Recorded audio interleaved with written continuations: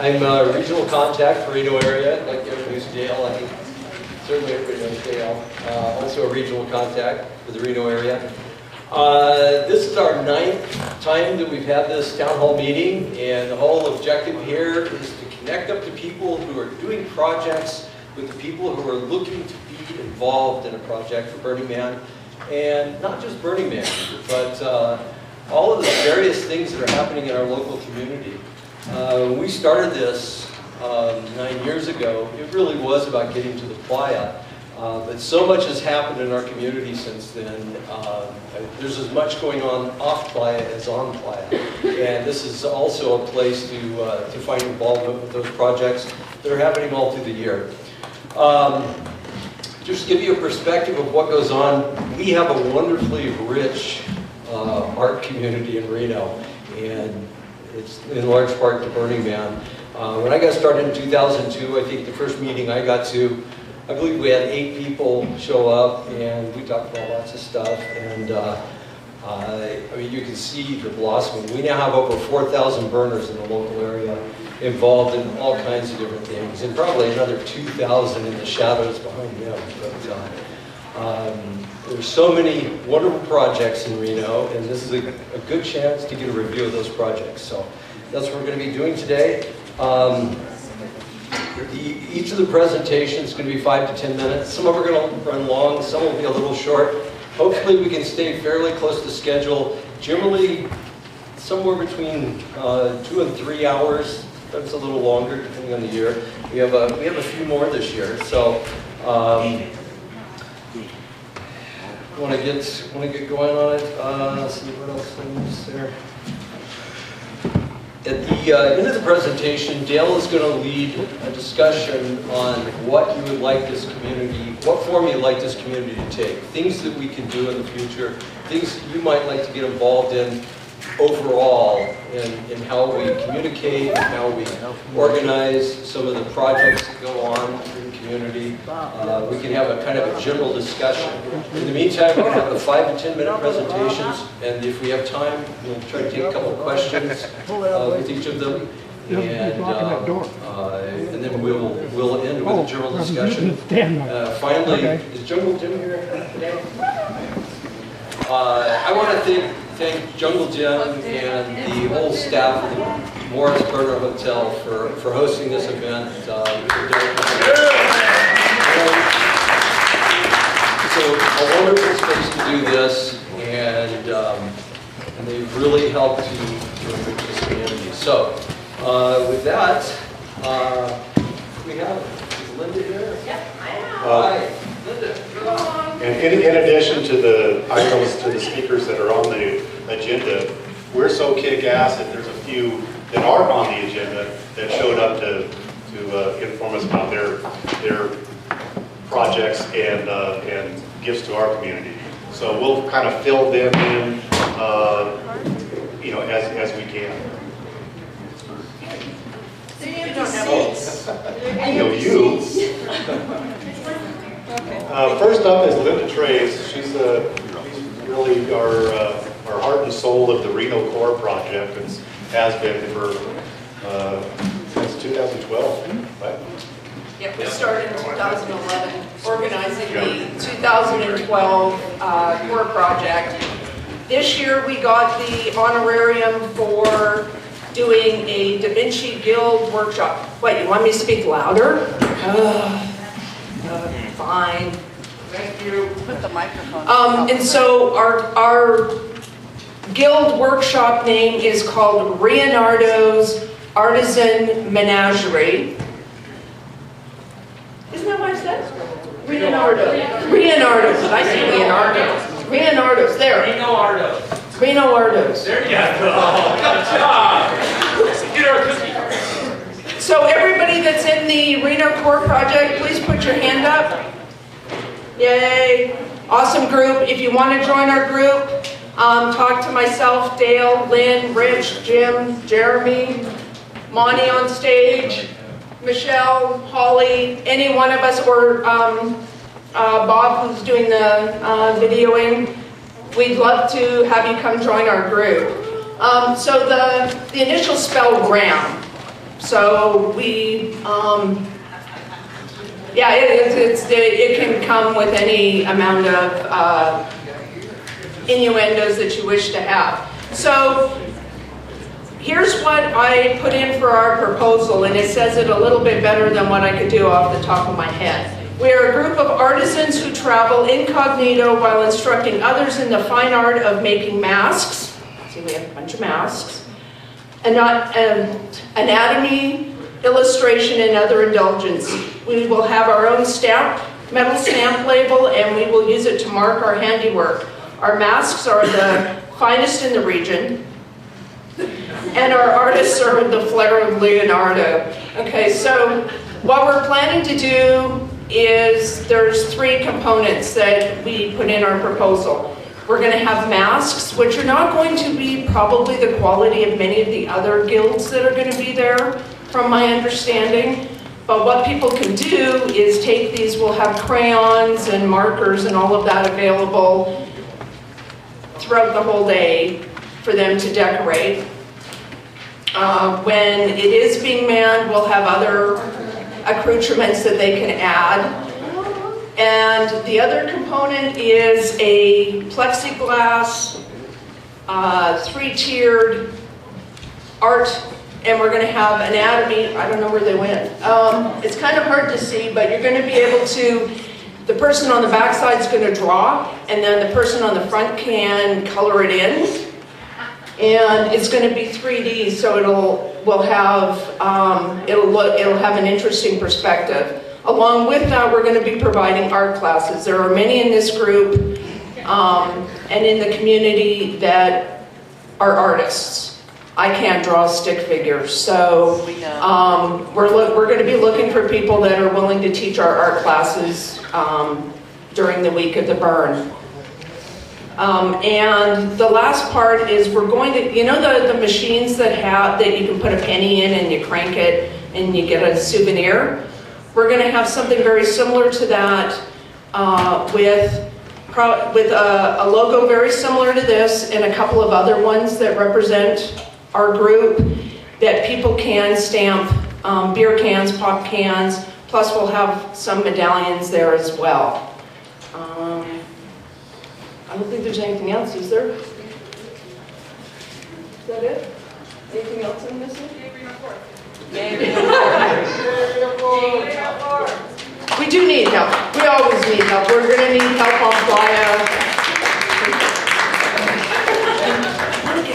Yeah, the Reno Core project, we typically have our meetings on Thursday nights, and they've generally been at my shop over in Sparks. Bring a chair. Are we going to continue that schedule Thursdays? Yes. So anyone and everyone is welcome to just show up. We usually have a potluck, and one of the requirements is that it's really bad food and really bad beer. And lots of beer and lots of fun. And it's sexually inappropriate. Thank you. All right, thanks, Linda. Next up, we have Eric Propaniak-Smith to speak about the Spire of Fire. Some of you remember it being on fire, huge, beautiful project. It's kind of shrunk up over the years. That's what happens when he leaves it out in the weather in Washoe Valley. We're going to save money on transpo. We've developed a shrink. We're able to shrink it when we get it out there one more. So those of you that are not familiar with Spire Fire, we created this back in 2011. It was the vision of Steve Atkins, aka SA. You know SA with the flame all tractor. He's not with us today. He's too cool for stuff like this. The real one is 48 feet tall. Stainless steel pyramid, steel structure. It's about 7,000 pounds of steel. It burns 3 gallons of propane a minute when it's ready. So we got money from Burning Man. They were nice enough to throw some cash at us. And we're going big this time. Last time we had 100 gallons of propane a night, which lasted less than an hour.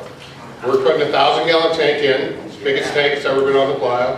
We're going to burn 800 gallons of propane a night times 7 days.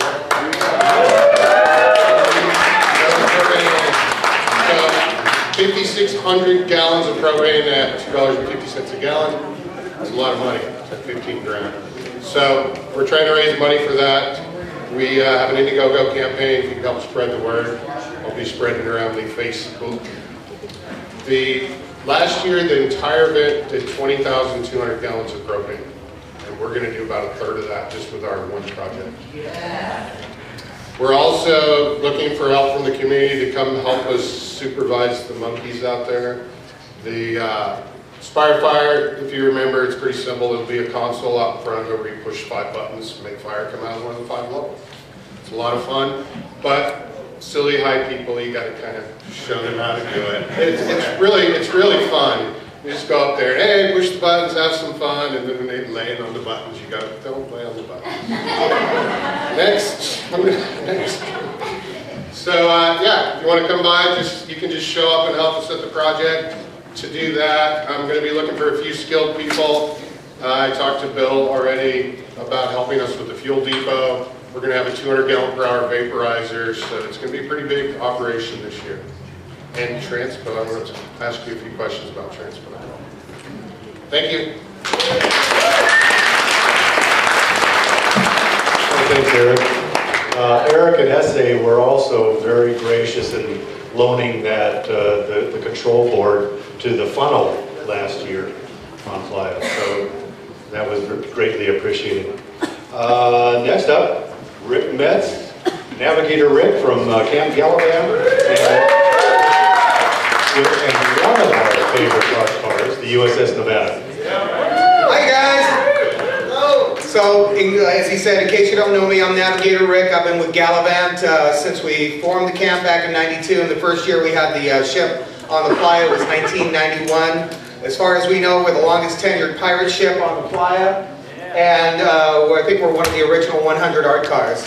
So we're still going strong. I want to fill you in on what we're going to do this year. We're usually over in the 3 o'clock ghetto. And if there's any other Gallivanters, I'd like to invite you up on stage. Come on, Burning Dog. Ghost, come on up. We have Gallivanters here. This is the Burning Dog. This is Ghost. Give him a big round of applause. Come on.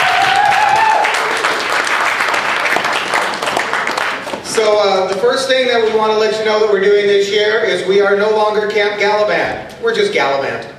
We got rid of the camp designation for this year. We're definitely going to register as Gallivant, just Gallivant. The second thing that we're doing is DMV has requested that we mutate the ship one more time. Over all these years we've done mega mutations, all kinds of different stuff over the years. You can see the the changes in the ship from year to year. This year we're finally going to mutate the ass end of the vehicle. Yes, we're putting a poop deck on it. No pooping on the poop deck. Thank you. Third thing that we're going to do for this year is we are reformulating our camp drink. Everybody's had a nice frothy fresh glass of semen. That's semen with an A, okay? We serve it every year. We still distill 60 gallons of our own custom distilled rum through a master distiller. But our recipe has been, for lack of a better way to put it, going really down the shitter for the last couple of years. So we are going to completely reformulate the recipe. We're going to have a tasting party, and it might just be a public event. If it is, the information will go out on Facebook, etc. And would like everybody's input on that, because we're going to make it much better this year and give you a reason to get even drunker in the R-Bar.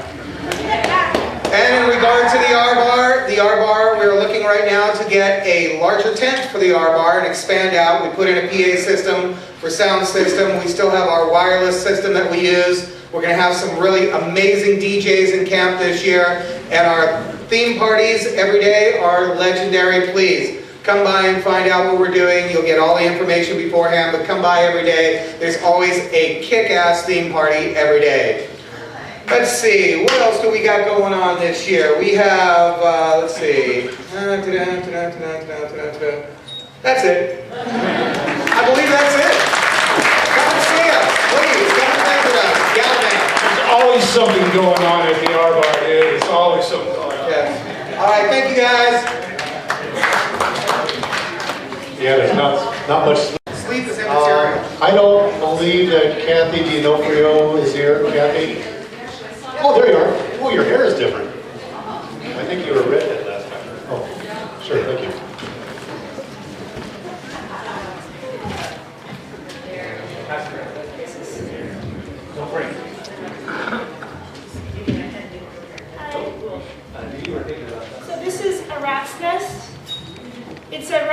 alternatives theory. We see a mischief of rats in a nest. We assume that they are rats because they look like big ugly mice with long-haired, hairless tails.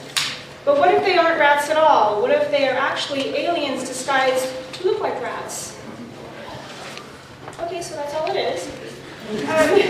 Basically, a rat's nest represents how our assumptions paint our world. It also shows that we can be fooled by things that we take for granted.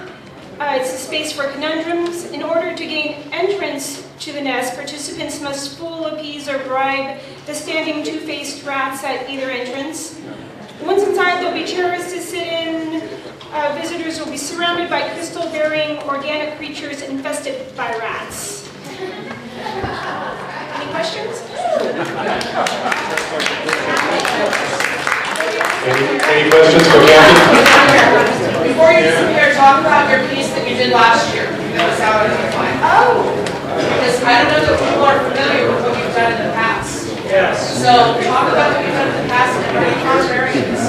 No, I didn't even bother to do another contest. We did one last year, and I'm not sure if they read it. I did a one with Harlan. Does anyone know Harlan? Yeah. So that was why. There were 3 people. It was me, Harlan, and there was another guy who did the whirly gig on top. It was state-of-the-art, winning crew-wide, never in the world anywhere. And he's gonna. It was a big, huge project. And I don't know if anyone saw it. It was in the deep playa. This will be in the deep playa. That's the other thing, out by the trash fence at 12 o'clock. That's my other thing. Well, last year's project, it was an alien wedding, and it was attended by the burgers of Calais, the aliens of Calais, and a few other special guests, and their wives. And it was all about sound healing. It had a lot of things going on. There was a tea service in the back. There were actual supposed alien artifacts. The guy who brought the wind turbine also brought his ancient alien artifacts. So those are being passed around while he was there. It was a really interesting experience. And Harlan's thing was, it was 50 feet across. It was huge. 100 people in it at a time. Yeah. I just wanted you to talk about it because it was Oh, such okay. a big piece. Yeah. Thank you. Sure. Thank you, Kathy.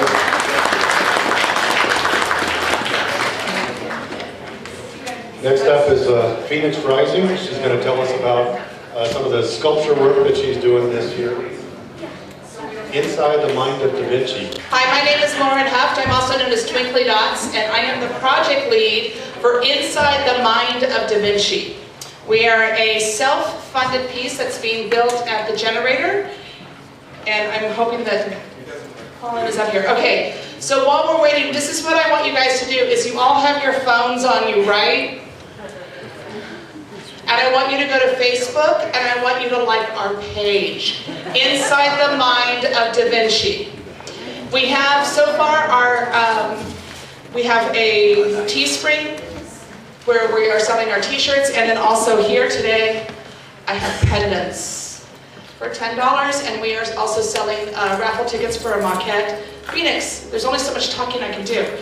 Okay, so this is Phoenix Rising. This is her first piece for the playa, but she has also worked on other pieces. You may know her from The Faces of Embrace. Okay, so I have a project. It's called Inside the Mind of Da Vinci, and it's a piece for Burning Man 2016, and it is a themed sculpture. And I should maybe talk about the experience. Has anybody seen pictures of my sculpture at Idea Hands? Oh, yeah. It's a larger than life-size head of Da Vinci coming up out of the desert. Is the top half. It's going to be roughly 10 feet high by 23 feet long. And it will be an experience where you're coming up in a big dust storm. This is my favorite part. I've been on playa, and you come up upon an art piece and it just changes your life. So I thought this year I want to come up in my art car in a dust storm and come up on the face of Da Vinci. As it appears to you, you're in awe of how big it is. As you explore it, you can go around. There's 2 archways in the back. You can go inside the mind of Da Vinci. And what's in there is his ideas, his inventions, and it's going to be interactive. And nighttime play will have a great artist, Scott Morgan. He is a new media artist who will have synapses and different things going all through the head as you think, and different illusions, interaction with optical illusions. With my partner here, Wrecking House, this is Colin O'Brien, and he does a lot of the inside craziness that we need at Burning Man. So you come up onto the piece, it's classical lit at night. And when you go back to the other side, enter his mind, your mind will be blown. And here's Colin to explain his part.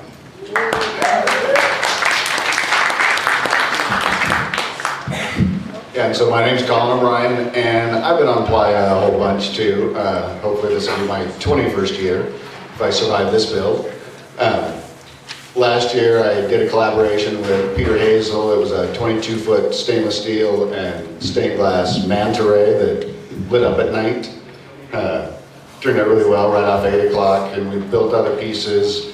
And so this year we really want to bring out the magic of who Da Vinci was. And so I'll try to bring as many of his inventions at this level of technology, but still with his original intentions. And so it should be a really fabulous piece. And of course Phoenix's work is fabulous, and we've got a great build team. And so we're looking forward to a great build this year. Go Da Vinci! We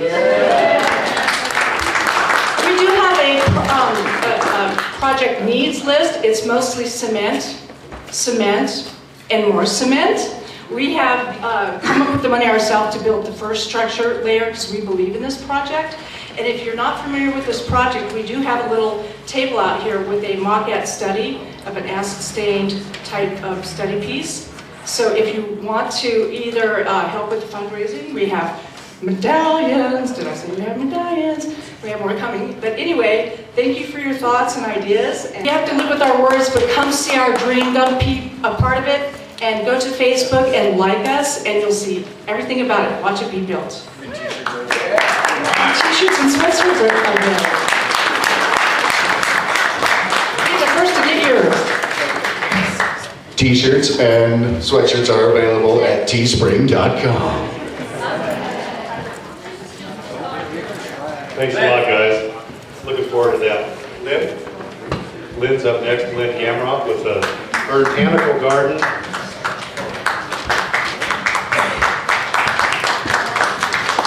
And entourage. Bear with me. I just dealt with the firewall. So I came up with this idea a few years ago, and I finally had the balls to ask Burning Man if he wanted me to do it. Yeah, I said balls. I have wanted to do small art. I wanted to do a project where people could see that not everything has to be giant and huge, and to show people that there's people in the community that that you can go to buy these awesome pieces of art for your backyard instead of going to Costco and Lowe's and stuff made from China, and like half your neighbors own the same looking thing. So it's like this cool piece of art during the day, and then at night you really impress your friends, and it's like, ooh, it keeps us warm too. So the Botanical Gardens consists of 5 art pieces, which I have kind of for this year, because I was afraid and I didn't want people to fail me. Not that artists ever fail anyone. I handpicked some people. Insane. Some of you know, DPW, a whole bunch of projects, Mazu, lots of things. A new artist, he doesn't know he's an artist, Emerson. He's a plumber, actually. We actually have a small mock-up of one of his things he's done, the Illumaboo, which is really, really cute. We'll have that outside.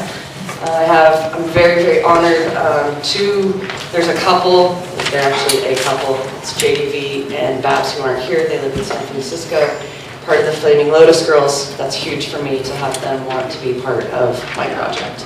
And another one is an old DPW guy who hasn't been back to Playa in like 4 years, named Dex. He's going to be making a flaming fern to represent Oregon, which I'm super excited. Yeah, all the pieces I've requested everybody, all the artists to only make no bigger than 3 foot cubed so that we can keep it simple and not overwhelming for people. And so people will be like, ooh, I want one of those. How much? And then my artists can like make money being artists. The other thing that we're doing, we're framing the art with art, because you know you have to put a fence around your art, obviously. Propaniac and I have discussed an awesome idea of being able to build fencing that we might be able to take into the city. So instead of those beautiful bike racky barricades, we're hoping to get some that will actually be able to get integrated into the barricades that are downtown, or like the fire marshal requests us to have separation between the people and the fire, and so we'll try to integrate them into events in town also.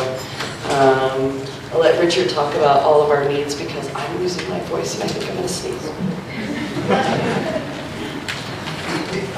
We're trying to keep this real simple. We're looking for pyrosis. We're looking for people who can be a docent and a safety lead around this artwork.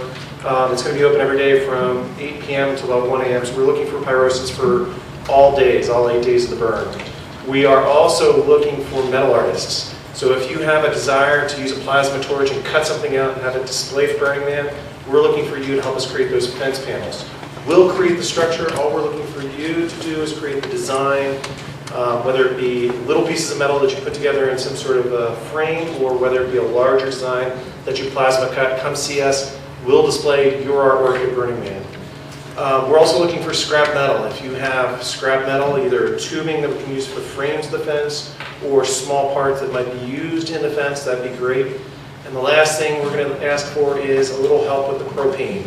So we're going to be burning not quite as much as Propaniac at 800 gallons a night, but still, even at 80 or 100 gallons a night, it's a lot of money. So if you have any ability to help us with the propane fund, that'd be great. If anybody's interested, we'll be outside afterwards. Thank you.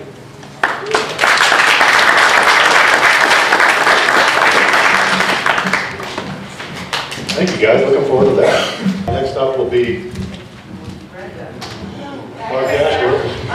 I might as well tell you right now, I am not Brenda Ashworth. Although she is one of my favorite people.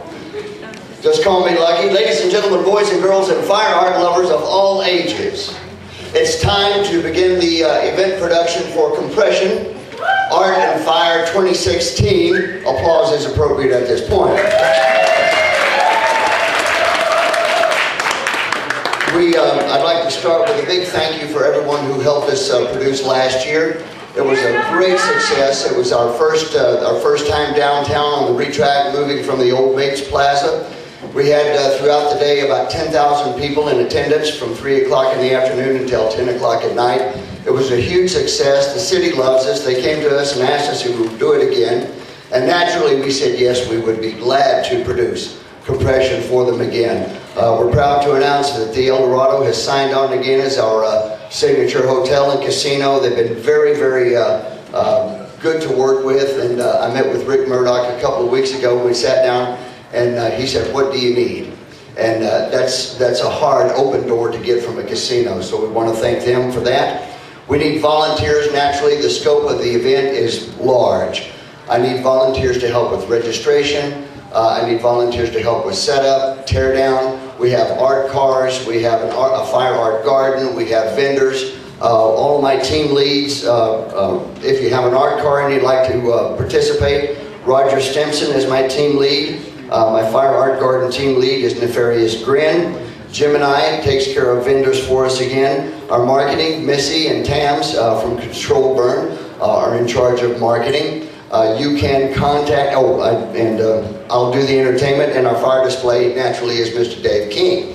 So you can contact us and let us know that you are able to participate through our Control Burn page, controlburnreno.com. There's a link to Compression there. We also have a Compression Facebook.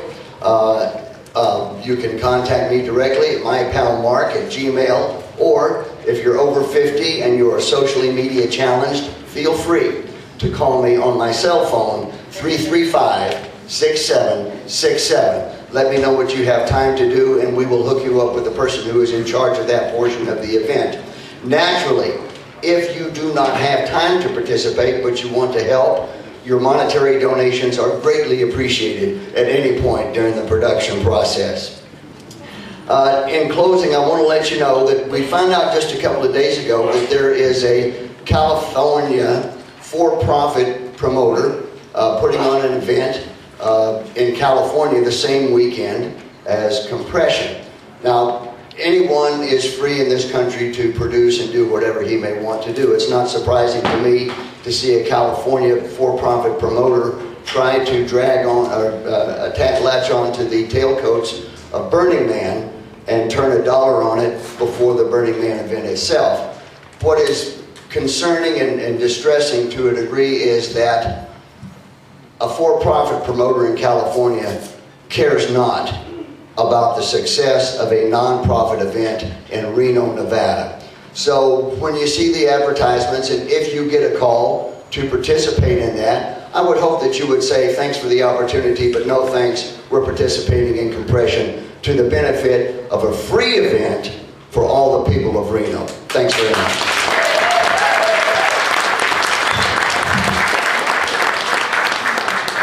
Great, thanks, Mark.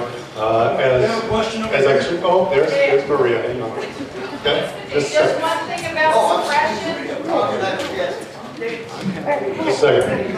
I got so excited, I was remiss in telling everybody when it is. Saturday, July 30th, 3 o'clock in the afternoon until 10 o'clock at night, on the retrack, all the way from 5th Street to 2nd Street. Hope to see you there.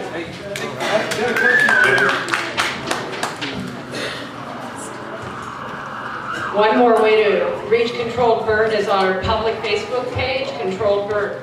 And that's probably the easiest way to get us. I'm sure most everybody here has gone to Compression. That event has gotten bigger and bigger and better every year. And if it wasn't for Compression, I don't think that our local Burning Man community would have the relationships with the city that we currently do. So Compression had a huge part in developing those relationships. And we thank you for them. Other comments? There's something too, is that Reno, the Compression happens to be on the last weekend of Reno is Art Town. Very, very wonderful way to end Art Town. And what I like to tell people when I tell them who have never been to Burning Man, I said, this is a really cool thing. It's like Burning Man without the dust. This is a great event. It's actually a great event for people to come to experience what Burning Man is all about, and to see the funny costumes and see some really neat fire dancing and some amazing things. So as part of Reno is Art Town, please, you can promote it this way, and we're going to see this year if we can get the news to actually mention it.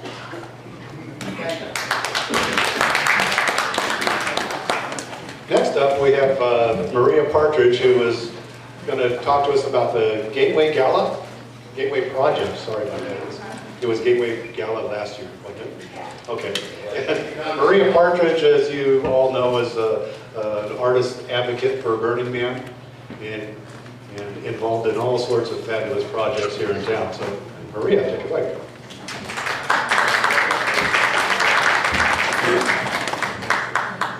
Hey everybody, it's really, I love this town hall meeting because I get to see all of your faces like clean before they're all dusty, right?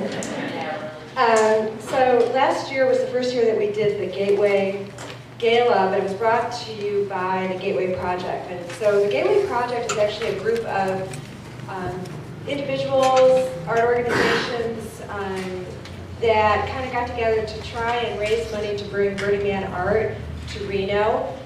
Once we lost the Black Rock Arts Foundation, well, it got merged into the Burning Man Project. It became kind of harder for us to partner with BRAF to get funding through the city of Reno, because BRAF was actually a Nevada entity, and now Burning Man Project is strictly San Francisco. So anyway, we created this kind of ad hoc team, and we did the gala last year. We learned a lot. It was, really, we thought we'd do something really high-end. It didn't really work.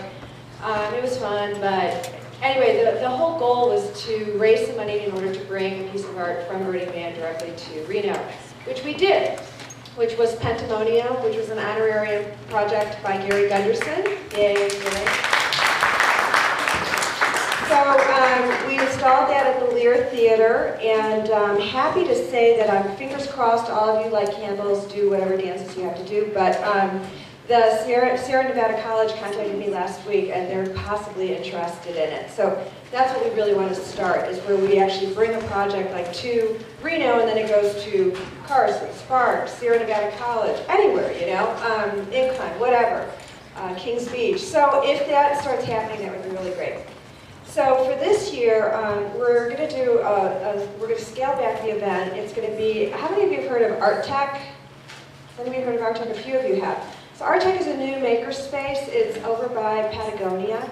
And we're just starting out. It's been up and running for a couple of years, but it's just now really being built out. I'm actually on the board of that. Anyway, it's 60,000 square feet of warehouse space and then 13 acres. On 13 acres that are kind of paved. So we're going to partner with them and actually have the event. There's a gallery that we're currently building out. And that's going to be, the tickets are going to be under $100. We don't even know what the tickets are going to be yet. But anyway, there's going to be kind of like a pre-party where the tickets are a little bit higher, champagne, drinks, that kind of thing that'll be in the gallery. There's a glass blowing studio. We're going to have another bar in that kind of area, so people can walk through. There's a metal shop, there's wood, there's all sorts of things happening there.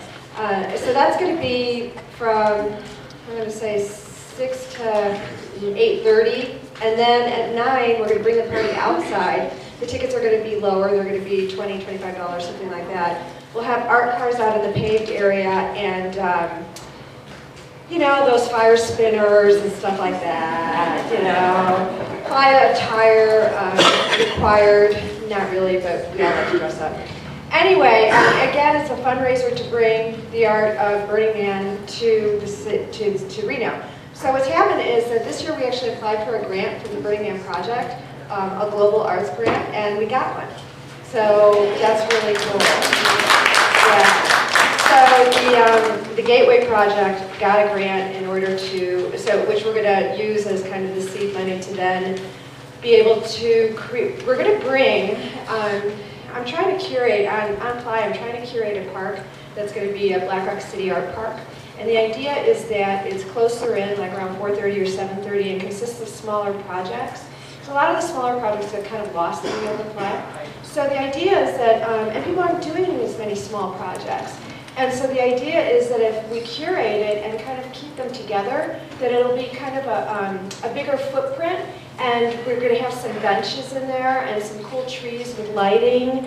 So it would be a gathering spot, and let's say you're mobility challenged, you could actually have a few sculptures that were closer together, so you didn't have to, you know, go around the whole Playa to have that experience. And you know, let's say you had children, there'd be like this little area. Or you want to meet people. So anyway, I'm trying to get that through the art department, which it seems like I might be successful this year. I've been drip, drip, drip water on a stone with this idea for 2 years now. I think they're finally like, just let her do it. So anyway, so we're going to bring that, not the whole thing, but what I'm calling it is a Playa Park. So I'm hoping to bring, I don't even know, because I'm like, location to be decided, art to be decided, and they still give me money. So, but anyway, the idea is to bring that feeling. So bring the benches, bring some smaller projects. RCVA is really behind it, City of Reno is behind it. Everybody wants to do it. We're just kind of looking for where we can put it and how much money we can raise will determine how many projects can actually be in the Black Rock, or I can't call it that, in the Playa Park. So that's what we're working on, that's what we're working towards. That's what the Gateway, we're calling it the Gateway Gathering, is going to be all about. So it's going to be June 25th, which is a Saturday, and so it's before Art Town, so I'm really hoping that all of you will come and participate and help us bring some more Burning Man art to Reno. Thank you.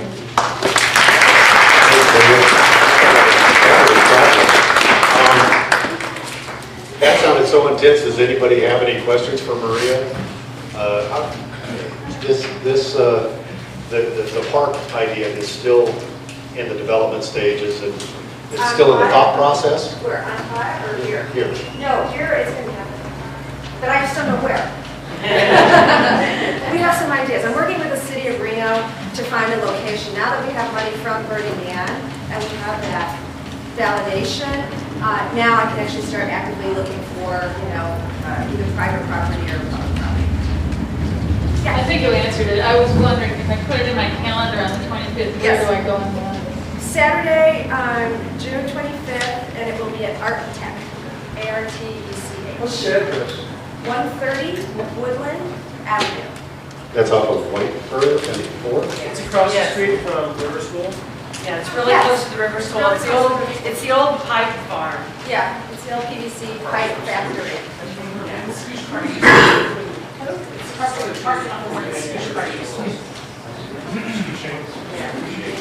Maria Glass Butterfly here. I have a question about the makerspace. What is it? Is it available to everyone? Is there a charge? How much does it cost if there is a charge to work there? Okay, so that's a question about the makerspace. So the question about Artech and what is Artech? Artech is actually, right now consists of some small businesses, and our idea is to create an arena for not just artists, but really businesses that, like, let's say you have this like perfect thing that you make, and you really can't afford to rent a space for sign a lease for 3 years, but you just need some space to make this thing. And so we're really kind of sliding scale, and based on we're curating who comes in. What we really want to create is an arena of different companies, people, artists that want to collaborate and work together on projects as well. And that doesn't mean like only Burning Man projects, but like let's say you're a glass blower, and then let's say you're a woodworker, and then you guys have businesses, but then at the end of the day, the woodworker walks over and says, hey, I just did this like really cool frame thing, and what if we put some glass in there? And then they create another product that they can actually sell. Or, I mean, it's not just, it is a 501c3, but it's not just about art and art making. It's really an incubator space. And so that's what we're trying to create. And it's basically going to be built out using containers. And so it's going to be really, really interesting. We do have some Burning Man projects coming this summer. But it's evolving, so I can't really give you a perfect answer as much as it will be on your radar. And so we're hoping everybody will come in June and see what we're doing out there. Thank you. Thanks, Maria. Jen and I wanted to, by the way, everybody, there's 3 or 4 seats still up in front if anybody wants to come and sit. And Jim and I wanted me to announce that the bar is open, but we don't want everybody leaving the town hall. Beer is available, and there's water up there for free. I think the beer is pretty cheap, but it's not free. Anyway, next up we have Kelsey Owens, who is going to explain to us about one of the most ambitious and, dare I say, world-class art projects coming to the playa. This is going to be magnificent. Kelsey Owens. Yeah, so I'm one of the build leaders of the Space Whale, which is being built at the generator in Sparks, right next to the fantastic Phoenix. I'm very excited to have you as my neighbor. And we are building out of steel and stained glass-like glass panels, a 40 to 50 foot tall humpback whale, mother and calf. So that production is starting right now. That is why I am dirty. I need to get back there and keep working. But we are starting now at the generator. Right at the moment, not asking for too many volunteers because we're still figuring out our process, but in the next few weeks we will be doing calls out to volunteers, most specifically welders. Anybody interested in welding, preferably with experience, but we're willing to teach. We just need metal workers ready to go. So, and then probably starting end of May and in June, we will be moving on to the glass portion of our projects, and that'll be a much more open to volunteers project because this glass that we're going to be fitting into panels, pretty much anybody can already do that. It's going to be really fun as long as you wear gloves and don't cut your hands up. Yeah, we're building at the generator, spacewhale.com. Really easy, thespacewhale.com, and you can email us at info@spacewhale.com. That way Anybody can ask me questions from there. Yes? You have a fundraiser event coming up? We do have a fundraiser event coming up. You may have heard about it. May 27th at the Reno Events Center, we are going to fill a 7,000 person venue with our friends, family, and EDM fans of all sorts. Sonny Moore, better known as Skrillex, is actually a pretty awesome partner in this project and in our build crew in general. He is donating all of the proceeds of this event to the Space Well. So this is our big one. We will do some other fundraising throughout the spring and summer, but this is our main event. Tickets, I believe we're at the $50 price now. They started at $35. I think we're up to $50 now for the rest of the tickets, but this is going to be a phenomenal event.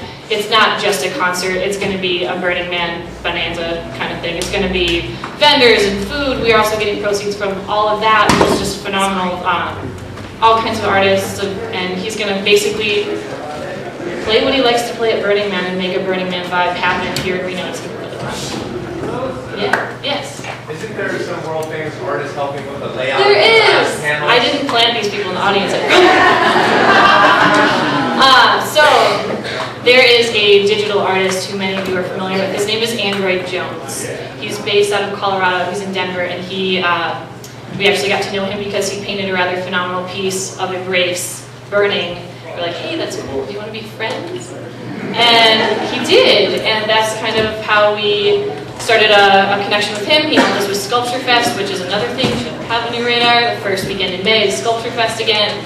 He came and worked at that with some awesome projection art, but he is not projecting on the whale, which is what most people seem to kind of assume, because that's what he's best known for. He is actually designing the art for the physical panels, and then we will be CNC cutting each panel with the exact designs he gives us, and then we will place glass in them, and we will actually have his art with our theme in the glass of the whale. So, really cool collaboration. Yeah. I know, is anything else you need to remind me to say? So yeah, come on down to the generator and start checking it out. We will, in our Space Whale group, have a call to volunteers here in the next couple weeks, but we're always happy to just kind of show you around and explain what we're doing. So. And we can all get Burning Man tickets if we volunteer. I promise that. But yeah, and please, if anybody is interested, info@thespacewhale.com. I'm checking that daily. I'm happy to answer any specific questions you have. And we'll see you at the Skrillex show on May 27th. I'm really looking forward to seeing that piece this year. Matt Schultz, one thing he's not afraid to bite into something really big. No. And every year he just has better and better ideas, and this is just going to be phenomenal. Next we have Jonathan Sarmenta. Jonathan here? Oh, there he goes. Burn ready.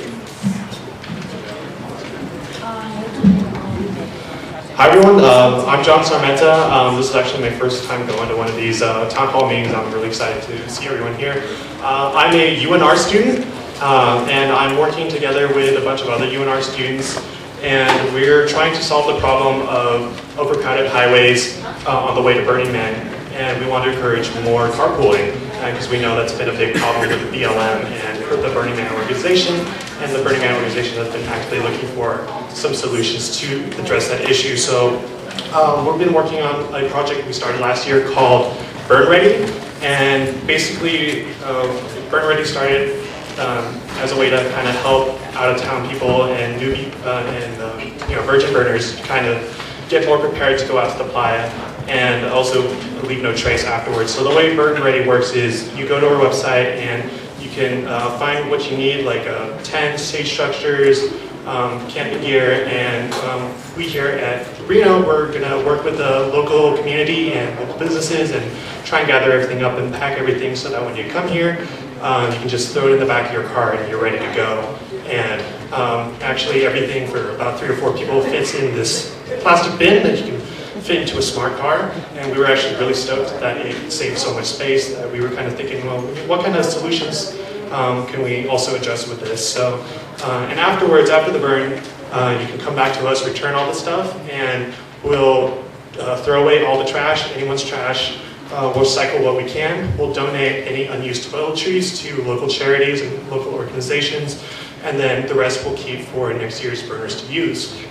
The goal is to eventually be on the playa and kind of be able to help people out there so that people will be able to plan to have more people in their car rather than worry about whether or not they have space in their vehicle. I'm reaching out here to the community to kind of get your support, and because we believe we could potentially help thousands of burners be able to go out there, get prepared, be green about leaving no trace, and also helping the community, while also potentially helping thousands more get rides and carpool more, reduce emissions, and reduce traffic on the way to the highway.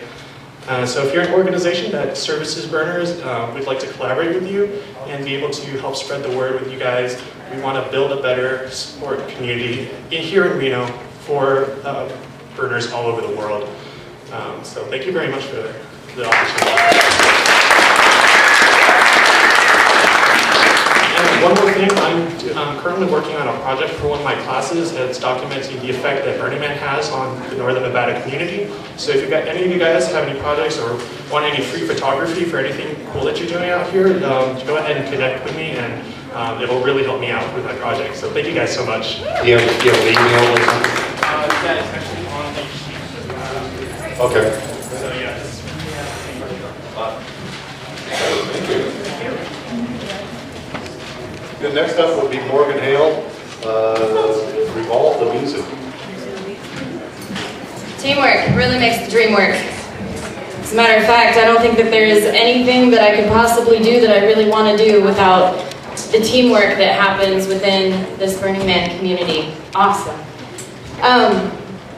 So my project is Revolve the Music, and I'd really like to set an example and an intention for this. And before I actually explain this, I'm going to play you a song that was inspired by a very dear friend of mine named Eagle Eye. There's seats available if everybody wants to step up. There's like 3 seats available if you want to get in on it. Can everyone hear me all right off the microphone? Usually, if you can come in this way.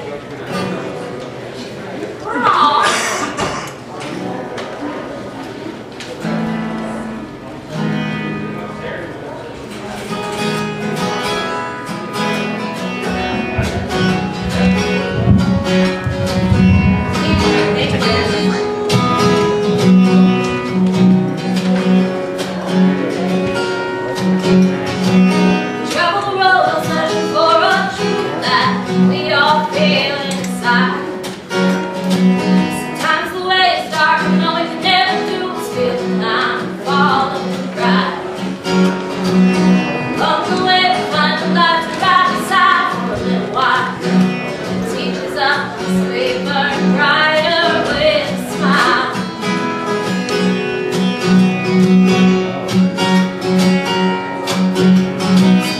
Keep on shining when you can't see the way. Keep on burning when you lose the light of day. Our time on earth is short and passes by in the blink of even the brightest of eyes.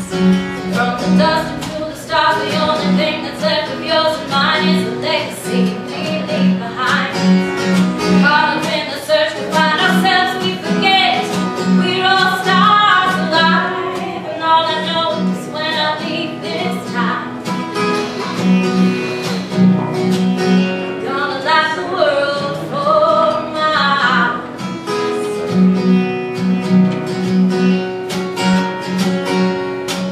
If it's the last thing that I ever do before I make my way to the Dragon's Gate, I will remember to be thankful for all of the stars that fell to the earth to light my way. The greatest gift I have to give are love and words. I can honestly say, keep on shining when you can't see the way. Keep on burning when you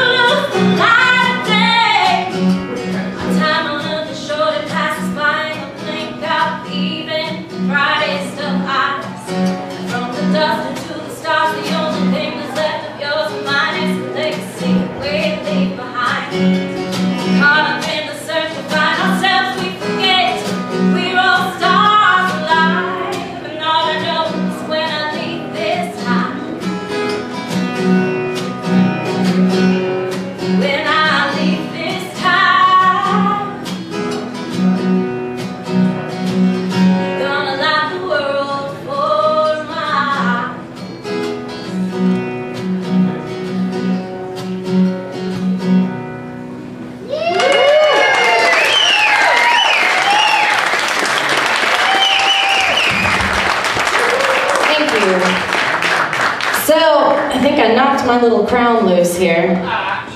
That'll happen. So in case you can't read this, I didn't realize the projection was going to be so small. It says, "To whom it may concern, I am music. We all have different skills and abilities, and I want to sustain yours. Music, that which inspires an action of creation." Now, I'm going to sneak over here and present from right here. Not wrong computer. Cha-cha. Revolve the Music is a project that I came up with that was very much intended to be a poly-regional project, because I have a lot of friends all over the country, and I want to play with all of them, and I want to collaborate with all of them. So it's keeping the heart of the fire alive and occupying art. How can I collaborate with all of these different regions and all of these different projects? My friends just do so much cool stuff. So I came up with the concept of Revolve the Music, which is an active work of art. Revolve the Music actively seeks to instigate and cultivate collaborative and radically interactive experiences that create cohesive and impactful progress on integrating the Burning Man culture and ethos in a sustainable and global affectation of autonomous economy. Yeah, it's a mouthful, but how do you put it all into words, right? All right. Strive to enable and encourage the participation of live music at the Burns and to establish conscious collaboration between other mediums of art and performance. My intention for this is to really raise the vibration actively with musicians and really getting more live music involved in Burning Man, because one of my experiences last year at Burning Man, on the very last day, I met this woman that was sitting in her chair just toasted, and I said, "What's wrong with you?" And she said, "I don't know, there was just so much missing from my burn. There was no live music." I felt like an asshole immediately because I didn't have my guitar with me, so I rode my bicycle clear across to my camp and then came back with my guitar just so I could play her a song, because I thought, man, that sucks.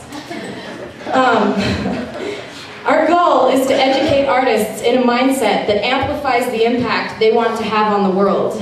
Art creates an impact, and if we do it intentionally and with a positive intention, and we create it with a mindset, we can actually change the world around us to really better suit the things we see and that we want to see.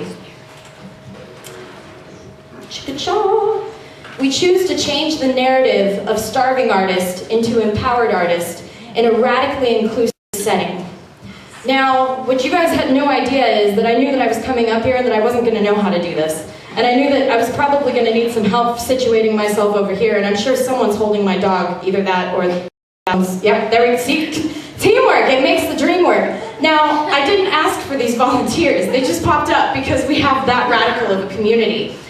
And so that is what I mean by radically inclusive. Like, I am going to actually assume that someone's on board with me enough that they're going to be like, oh shit, she really needs me to do this, and so I'm just going to do it real quick, because that's what we do for each other, right?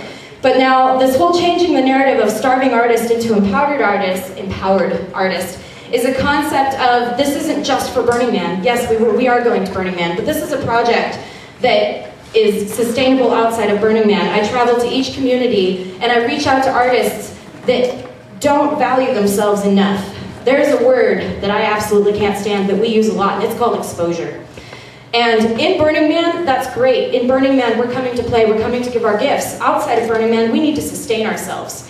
And as artists, we do it to ourselves because we expect everyone to do things for exposure. I don't need exposure. I can go out on the street and I can play music and get twice the exposure your stage is going to offer me. And that's where I also created this concept of insourcing versus outsourcing within the community, and that's what I travel around and teach using my music. On the road, we're a traveling theme camp. Radical self-expression, radical inclusion. Anyone recognize these? Participation, that's my last one. That's my favorite, actually. And lately, because of situations within the community, I've been coming to understand that not everyone understands that these are actually rights of every person participating in Burning Man. These are rights. Radical self-expression. How many times does someone get pissed off at you because you laughed at something they didn't think was funny? Well, I'm sorry you didn't think it was funny. You actually don't know why I laughed. That was just me expressing myself. We do this to each other constantly. We constantly undercut each other's expressions and each other's participation in these principles. And it's time to stop. And that's another thing. A friend of mine wrote the 10 principles in haiku, and one particular line about decommodification really struck me. We don't need your stuff, we have our own. I encourage you to ask yourself where you've been spending your paper appreciation. Are the events and establishments I am supporting me? Am I supporting the events and establishments that are supporting me? Am I supported by my community? How can I better support my community with the money I have to spend? Are the investments I am making with my time and my money creating a supportive return of experiential or economical support? Probably economic, I like to add syllables. But to come into closure here, this art project is a traveling interactive art project, and you guys are the medium. Each one of us is the medium. And I use music because that's the tool that I was given to express myself most clearly. That was the tool that I was just born with. That's what I have. I can do a lot of other art, but music is what I have. And music is also something, live music in particular, that I've noticed gets gifted the most often with no grants back. I did an experiment and I tried to apply for an art grant for a burn recently. And they said, well, your only expenses are like travel and invites. And I said, yeah, that's because my radical self-reliance dictates that I have all the other tools I need to do my art. But that's where there is a little bit of discrimination happening there. And so Revolve the Music is also intended to challenge artists to not only include the skills of each other and to collaborate and create one big art, but to do so intentionally, to pour your support and time back into your community because that's what's supporting you. Just like the project earlier, speaking of, you can go to Target and Walmart and pick up these cool little doodads to decorate your yard, or you can buy burner art. So Revolve the Music, we just got donated an RV and it's gonna get turned into a big giant music box, and the lid's gonna open and we're gonna put supports on the stage so that we can crawl out of the music box and perform on stage. It's gonna be fantastic. I have no idea how I'm gonna fund that. I have no idea how I'm getting to Burning Man either because I don't have a ticket, but it's just gonna happen.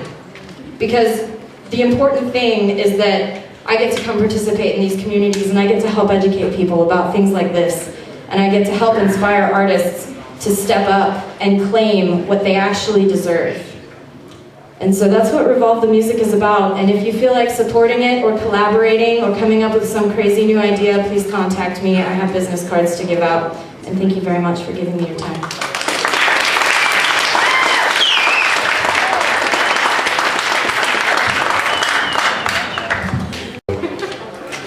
It was a great tribute song for Eagle Eye, that I'm sure is here with us.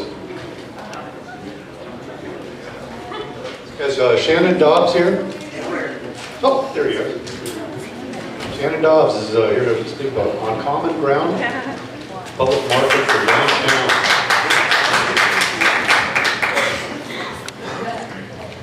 Yeah, speak close into the mic so that they can hear the way back there. I bet I can do that. How's it going, everybody?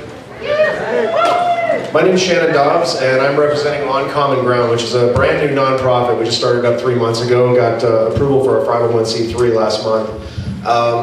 First thing I want to talk about is food, and specifically food scarcity. A number of you are probably aware that the downtown Reno area is listed as one of the food desert areas by the USDA. And what that basically means is that the people that live downtown, live in this area, including right here at the Morris Burner Hotel, are living in an area where it takes more than a mile to get to fresh food. So if you can't get to a grocery store, if you're stuck going to a 24-hour market and trying to get one of the half a dozen oranges that are sitting in a basket cost 50 cents each, that's basically the area that we live in right now. What we've formed On Common Ground to do is to create a marketplace in the downtown Reno area in order to provide fresh food to the people that need it the most, especially the lower income. There's over 11,000 people living in this downtown area right now that are lower income. A lot of them relying on food stamps, a lot of them relying on SNAP benefits, WIC program. There's a lot of different programs in town. The food bank is right next door here. I'm sure everybody's aware that this is a big crisis in this area.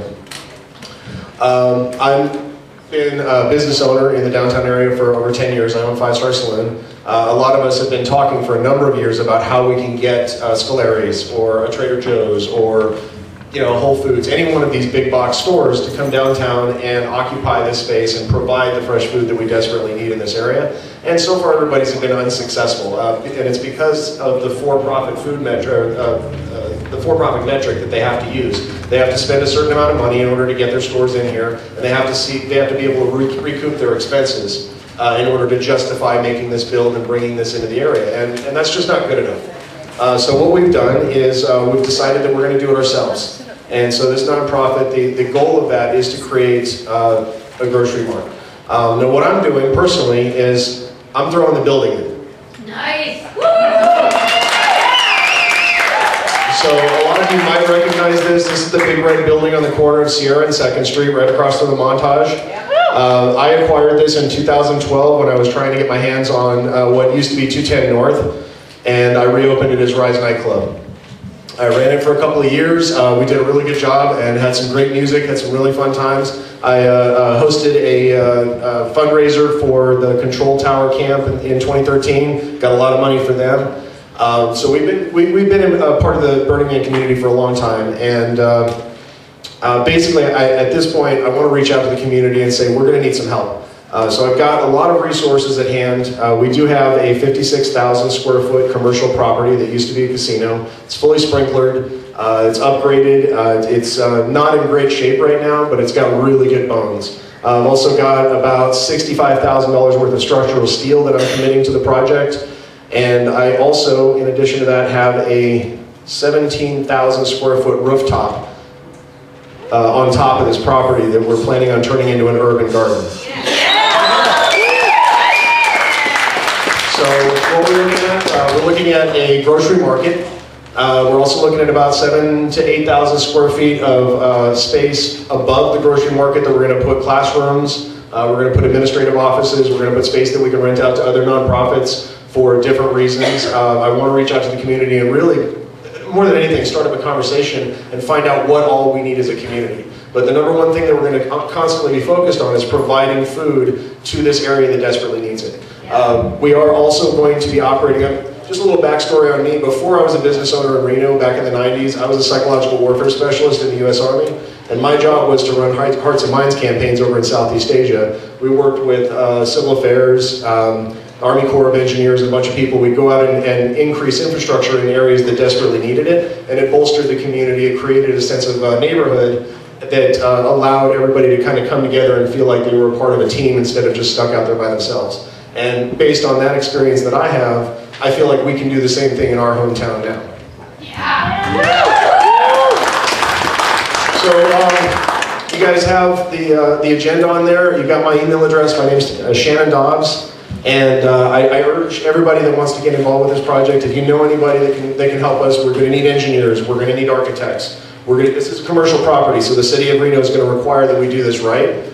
But I think we have a very real chance of making this happen in the near future, and I think we can provide a much needed service to the Reno area. This is going to include the urban gardening, so we're going to have a lot of stuff we can do with this space, and I'm basically opening it up to the community. Let's work together and make this happen. Yeah. Thank you. I did bring a lot of material to, just basically to provide some education. I'm going to open it up at a table in the back. If anybody's interested, please start up a conversation with me. I'm painfully shy in front of individuals that I don't know, but I'm a hugger, so. Okay, thank you, Shannon. That sounds like an awesome project. It's just one more reason that the Reno area is going to shine. Thank you. I'm going to go off agenda for a second and introduce Cindy Jacobs, who's going to tell us about another amazing project that she and her mom have been developing here in town called Bliss. Hi everybody, and thank you Dale for sneaking us into the agenda. We'll just take a few minutes of your time. I'm Cindy Jacobs, and this is my mom, Judy Strauss. And don't let her prank you with with non-drying ink. We're from Camp Brand Your Ass, and Judy would love to brand your ass on the way out, so berry buns for her. Especially cute boys. We've been burning for we've been going to Burning Man for 19 and 18 years, so we've been part of the community for a really long time. Like I said, we're with Brand Your Ass. We also have a little baby Viking ship called Thor. That's an art car on the playa. And what we would like to tell you about today is our new property. It's called Bliss, Nevada. It's all the way at the other end of 4th Street, past McCarran. So we're kind of between Wildflower and River School and the new space that we were talking about?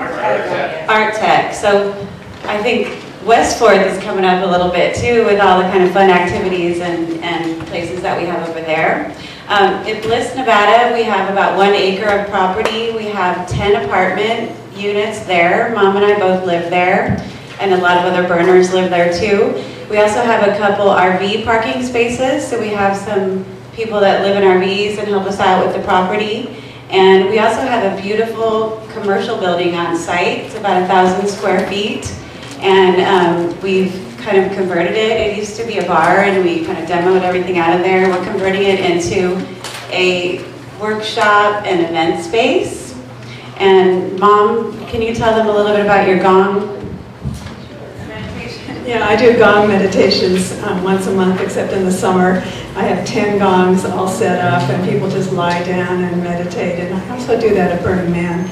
I do it. I'm going to do it this year, Monday, Wednesday, and Friday at 11:30. I bring some gongs with me. I bring 3 gongs to Burning Man, but I have 10 gongs set up in our center space, and also some Himalayan bowls and different instruments. So if you're interested in joining anything, just go to the website pathtobliss.com, and you can look at the event page, and you can sign up for the mail list. We also have cards here that we can hand out to you if you're interested in what we're doing.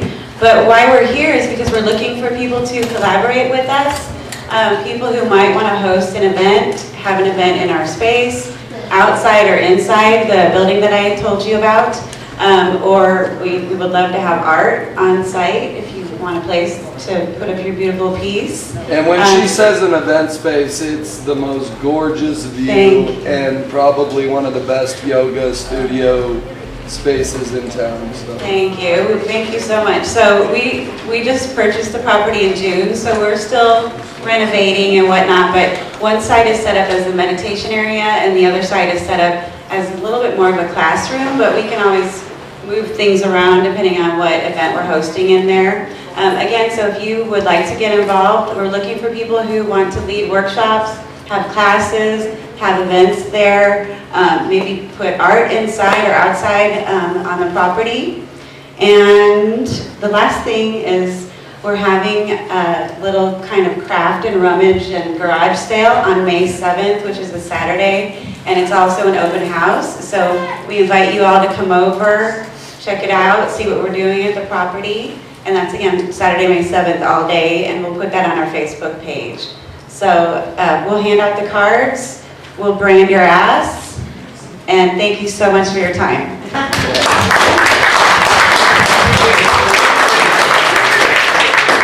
Questions? Oh yeah, the Facebook is Bliss, Nevada. NV or Nevada? And Nevada, spelled out, yes. Thank you for asking. Any other questions about Bliss, Nevada? Thank you. Great. Thanks, Cindy. Next up, we have David Lamb to present the Mazu Dream Community. Hello, my name is David Lamb. Been around for a little bit. And, if you guys remember last year, Mazu brought a really beautiful temple. And this year, they're going to do something a little bit different. A little smaller scale, what they're really trying to do. Yeah. Oh, sorry. Can you hear me better back there? Okay, so my name is David Lamb, and this is Peggy. Peggy's from Taiwan.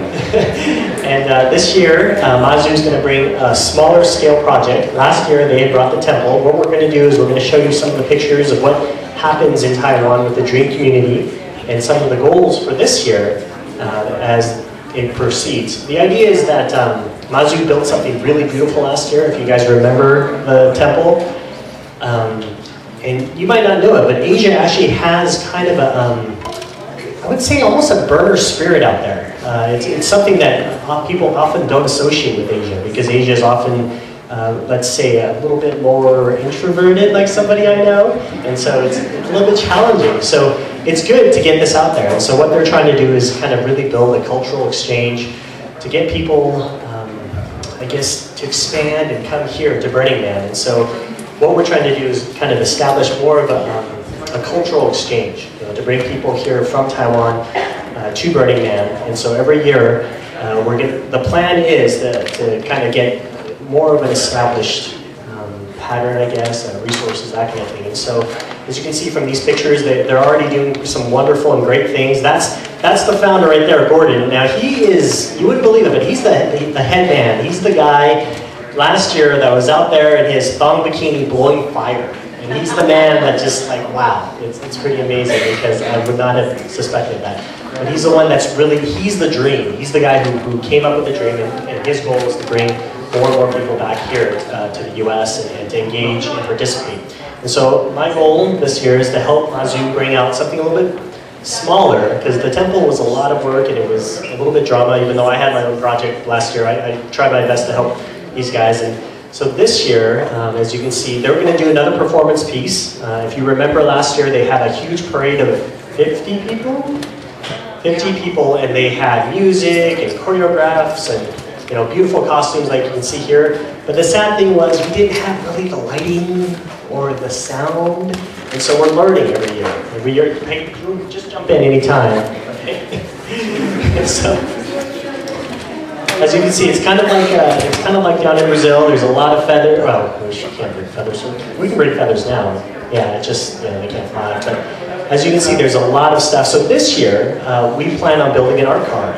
And as you can see, there's different kinds. But this year, we're going to bring a new art car. We're going to show you some of the designs in just a little bit here. This is just some of the stuff that's already been done by the Dream community, the collaborative people that they work with. The idea is that they're already working with some of the guys down in the Bay Area, and our goal is to actually work in ArcTech this year. We've already secured some space and have been meeting with the head guys down there to secure space, right? So let's see, let me move down here. And so these are just some of the different volunteers that we work with and some of the guys that participated. And the goal is, if you guys are interested, what happened to our, what's it called? Our picture of our, okay, so anyways, if you're interested, this is the temple from last year. As you can see, the great lotus and the dragons. We still have the dragons. And there's the temple, kind of the gateway, if you guys remember that from last year. It took a lot of time and energy. A lot of you guys helped. We have the dragons still. We're gonna find a home for them eventually. The burn was beautiful. You guys remember that? That was amazing. And so here we go. That was our procession, and so we're going to bring that again this year. That was the beginning of our parade when we did that on Thursday. There's Gordon, our fearless leader, blowing fire in his bikini. And this is the idea. So we're going to build an art car that's going to be the Buddha's palm. And the idea is that we're going to help establish something that we can use year after year. And so if you guys are interested in helping, we're kind of reaching out to the community to see if people can help us build this art car. And we'll also bring, that will be the concept. And then also, you can see here, this is what we supply to the org for our plans. And so we'll be building this, and this will be the theme camp. So this year we're going to have like a massage dome, a chill space, and then just different cultural food exchange kind of type things at Mazu. If you guys remember going to Mazu, it wasn't just the temple, but the camp itself was pretty amazing. I mean, we had these like 20-foot statues with, yeah, it was pretty amazing. This time we're just going to do the theme camp and the art club and kind of build out from there. And so that's the entrance. Mazu Love. We're going to reuse some of the stuff from last year. And so if you're interested, check our Facebook page out at Taiwan Mazu 2016. And for those who are socially media challenged, we also have a phone number you can call. And that should be it.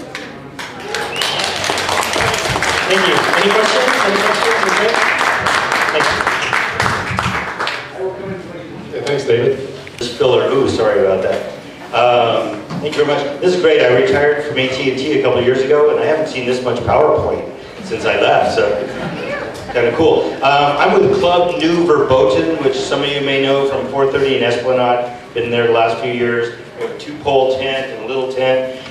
During the day, we mostly just provide shade, a good view of the Esplanade, bicycle repair, parachute packing, you know, whatever people need the tent for. At night, we have cool little dance shows. And I think because of all of that, hopefully again this year and in following years, we'll be on the Esplanade.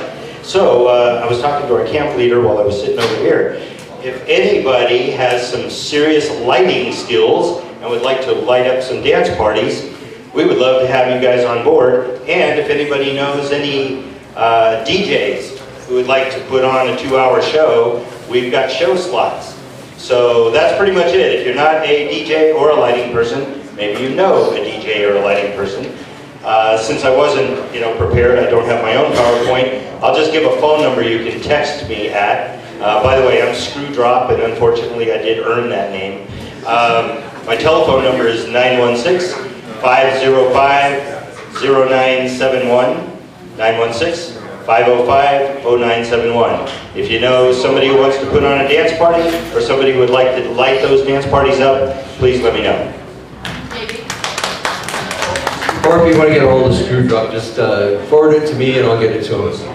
Yes, you know how to get a hold of Rod, and he knows how to get a hold of me, so a friend of a friend is my friend. All right, thanks.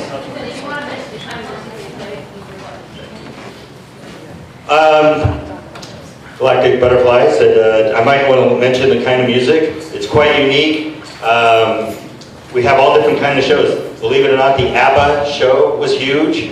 The Eagles show was huge. We do the stuff they're not doing everywhere else on the playa. And I think this year, I know we already have a Goodbye David Bowie, which I thought should be called Good Bowie, and then I thought, that sounds too much like Good Boy.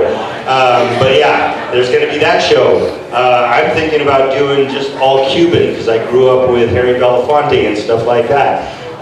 So yeah, it's not so much the shows we do have, but today I'm asking what shows might we have. If you got some trivia idea for a show to put on in Club New Verboten, get a hold of Rod, he'll get a hold of me, we'll get you hooked up. And again, we would love some cool lighting too. All right, thank you. I just have a little anecdote where they're still setting up about what happened, we all have playa stories. And one year, New Verboten was next to my camp, Titicaca, and they had in the what, where, when, it said stop in any time and we will stop what we're playing and play cars. And I did that, and it was fun, I made my bird. But also that was one year that my son was there, and he was about 23 or 4 at the time, and he bought a pair of white 80s pants just to go to Club New Verboten and dance the 80s, Depeche Mode stuff, and it's a lot of fun. This camp has been going on for a long time, and they're just wonderful folks. So if you can help them out and something like that, All right, next up would be, is Amanda here? Amanda Tavares, French Quarter Newton vehicle. This is a brand new one? It's the same vehicle from last year, but we're doing upgrades to her. It's now named the Blind Mistress. And we're looking, That's the one that was just on Facebook this past week. right, the one that's where the drivers are going to be blindfolded also. We're currently looking for some assistance making her bigger and better. We're putting up new walls in some of the rooms and doing some electrical work along with welding. So anything that anybody can help us out with, we'd love to meet with you, talk to you, and see if we can get her out on the playa this year and get her approved. Thank you. Thank you. Yeah, I saw that on Facebook this past week, and it's stirred up a lot of conversation, a lot of interest in helping out with that. Where is it going to be built? It's up here, Pyramid, right now. Is it going to be built out on Pyramid? Yeah, they're on. Somebody's property out there? It's on somebody's property, yeah. There's a email space program. BlackRockFrenchQuarter.com. Okay, we're back to Lewis. So this is Project Beyond. It's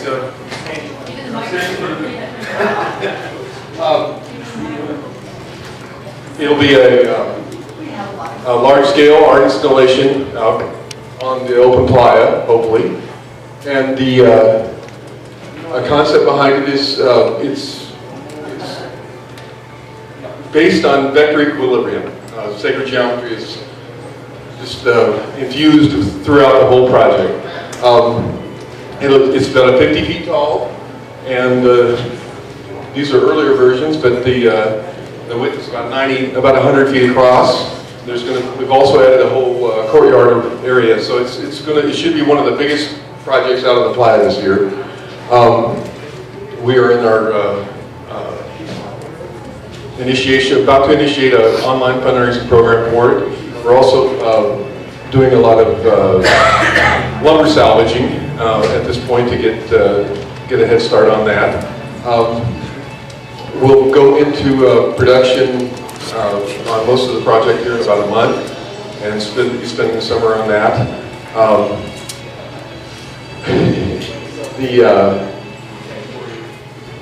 There's a website, Facebook page, Project Eon, A-E-O-N, that that's come up, and you can go visit that. We also have these smaller sculptures. There's 6 of these smaller interactive sculptures in the project that are metal. This will be a big burn at the end, but the metal sculptures are part of our fundraising approach to the thing, because we're trying to get larger donors to be involved in those sculptures, and they will end up with those sculptures at the end of the process.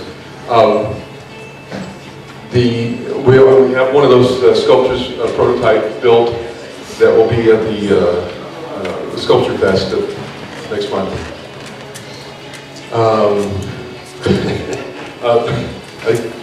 I found out about this yesterday, and I've been I'm a little caught by surprise and having to make a presentation. This is where we're at with it now. We got a big courtyard kind of space around the outside. So again, it's going to be one of the probably bigger and highly interactive projects on the process. Hiya this year.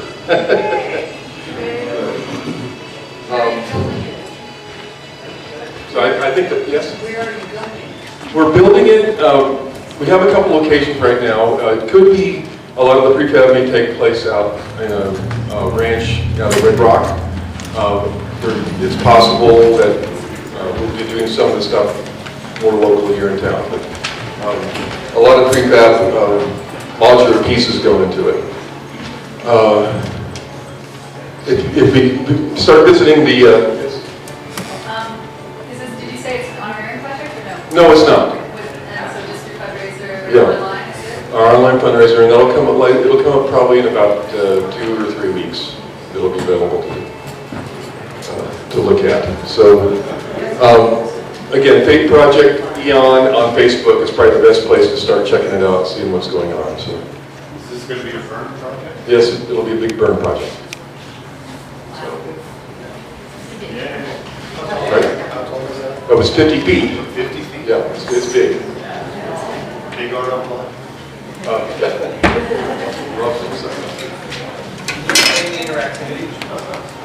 Yes. Stop this. What will happen with the interactivity part of it is that the 6 metal sculptures have an interactive aspect. Inside, on the inside, the sculptures have large crystals in them. So during the day, with the kind of window openings, you're going to get a lot of prismatic refractions throughout the whole space, and people will be able to interact with the sculptures to make that happen. There's also a lot of interactivity planned for the courtyard space with various toys to kind of tie into the Da Vinci concept. And then there's 3 sculptures on the outside plaza that at night, the vector equilibrium part of it is a torus, a spherical torus, and it represents the basic electromagnetic energy field of almost every body in the universe. And that energy flow happens on the sculpture itself.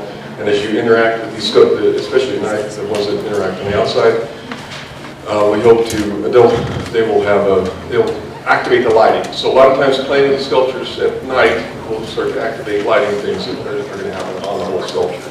And there's another sculpture in the middle that's just having to deal with.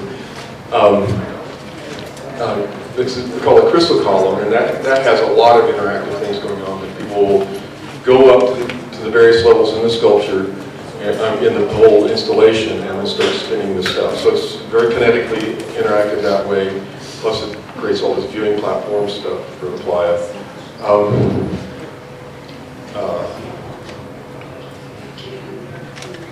Did that answer it? Give you some idea? Hopefully with the fundraiser, a lot more of this stuff will kind of be explained in a little more detail. I'm rambling right now. Had a long night. Okay, I think that's probably good enough.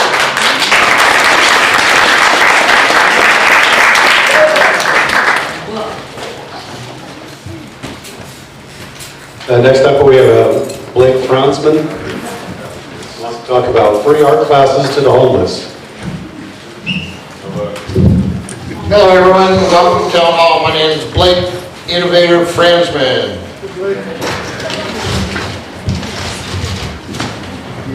I'm in the process of organizing and pulling together a collaboration of people that are interested in helping me put together a homeless art program. Coming up with a name for this project and writing our mission statement and developing a model nonprofit that is sustainable in our community. That means when I go back to Pasadena to work on other things, this project will continue on a sustainable basis that can be duplicatable in other cities around the country. That's the goal. So I want to include Nevada teachers and artists and this community of individuals that would like to help me put this project together. A good homeless art program, free art classes for the homeless with music, something for them to eat when they come to these classes so that we can give them something to do. Things like hard-boiled eggs, cheese, bread, sweets, fruits, and juices. Free art materials, and that we have chairs and tables for them. And this is going to be done every Sunday between the hours of 2 and 4 p.m. So all of us that work jobs will be able to participate and teach art classes to the homeless. Like I said, we're fun in Pasadena, hopefully designing a float. Let's hope. Maybe this is the year I get to design one, I don't know. Probably next year. It's already too late for this year. They're already, most of those are already done. Anyway, so this will be every Sunday between 2 and 4 p.m. except holidays. That's important. So where it's to be, we don't know yet. But we'll need to figure out whether we're going to book space here at Morris or next door at St. Vincent's or up at the VOA or McKinley Cultural Arts or Arts for Nevada up at UNR. I mean, just the closer it is to where the homeless are, the better it is to give them something to do on a Sunday afternoon when they have nothing to do, that we can raise their spirits and look at all the cool stuff they'll make and give them an opportunity to raise a little extra money, take their art out on the street and sell it. And I just think the possibilities are just really good-hearted in putting this together. So all of you have my email address in the handouts, I hope. Any questions or comments, please throw them at me. I have a question. Where can a person donate art materials? Because I'm sure that you need all kinds of art materials. People have all kinds of extra stuff laying around. Yes. Pencils, paper, you name it. Yes, we'll need that stuff, and we just don't have a place to put them yet. As I said, I'm in the organizational part of this. I want you to be included and be a part of the organization of putting this together in our community. That is so important, and just something nice that we can do for them and give them. I mean, just imagine what creative stuff will come out of it. Unlike me, where I have my art and I go, oh, I'm burning this. Yes, some art is meant to be burned. We all know that. So Giving them something to do, that's just a great thing. So in conclusion, if you'd like to be part of this organization and planning and helping me put this together, you know, meet with me later on as we mingle, get to know each other better, and you have my contact information. Thank you very much.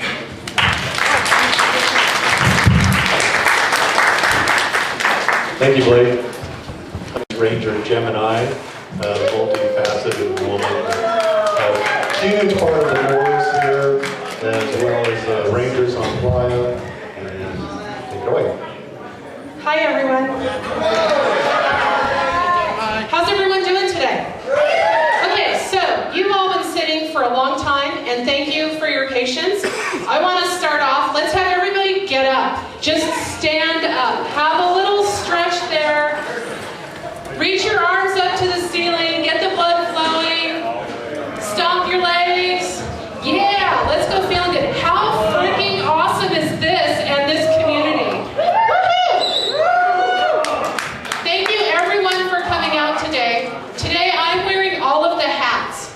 So I first want to tell you that, and I'm not even wearing a hat. First I want to tell you, I'm going to talk a little bit about the Morris, because I've been spending a lot of time here and doing a ton of volunteering. How amazing is this space? I absolutely have to do a shout out, and I think I see him in the back. Let's all give a hand to Colonel Kilbuck, who has done this amazing saloon fabrication for us. I think he's in the bathroom, so we can all cheer him while he's in the bathroom.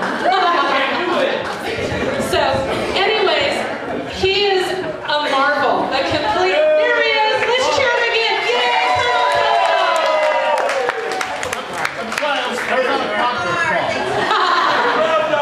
Colonel Kilbuck is the creator of the steampunk saloon that's been in progress since the first part of the year, maybe the end of last year. But this is a concept he came up with. He gave us the concept drawings. Everybody here has pitched in when he's come in with all sorts of gears and different things and said, hey, you want to help me hang stuff? So the entire crew here at the Morris has been instrumental in helping this beautiful piece of art come together. And what an amazing tribute it is. Colonel, if I could ask a quick question. Before you did the last round of fabrication, you said it was about 30% done. So now, what percentage do you think? Are we almost done? As far as that? Oh, yeah. Maybe 80%. There'll be lighting and fog machine devices and stuff installed in that for special devices. Now, very cool. If we could get the folks here at the Morris to build the damn shelf. Build the shelf. We got it. We can get to this wall over here. That's the next thing. Awesome. So we have tasks to take care of too. So Build the damn shelf. Build the shelf. I know. So, but the thing is that really, without everybody in this room as a burner community, the Morris would not exist. So if you have not been here recently, the Steampunk Saloon is probably the most recent massive addition. But if you haven't been here for a while, we'll try to give tours between 5 and 7. If not, come back for the party tonight. We'd love to see you. JJ wanted me to convey his regrets. He is still healing. I'm sure most of you know, it was all over Facebook. He had a heart attack in December. And so he's still working up to being full-time, and he had a really super intense week. And so he wanted me to tell everyone, he wanted to be here to give hugs to everybody who's here, and he's just not feeling up to it. So consider yourselves all hugged from JJ. He wanted to be here, he just can't. So he's trying to be good at taking care of JJ. And so let's all support him in that, send him lots of love on Facebook and that kind of business. So the other thing is I was one of the people who went to the GLC in San Francisco, which was amazing. It was my first time.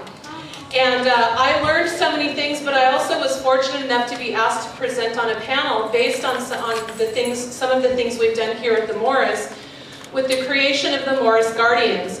And the Morris Guardians are actually like a regional branch of the Black Rock Rangers. Our materials came from the Black Rock Ranger regional documentation, and we have created our own ranger training and our own type of program that's specific to the types of things you need here at the Morris in helping to provide security and support for events and the other things that we do here.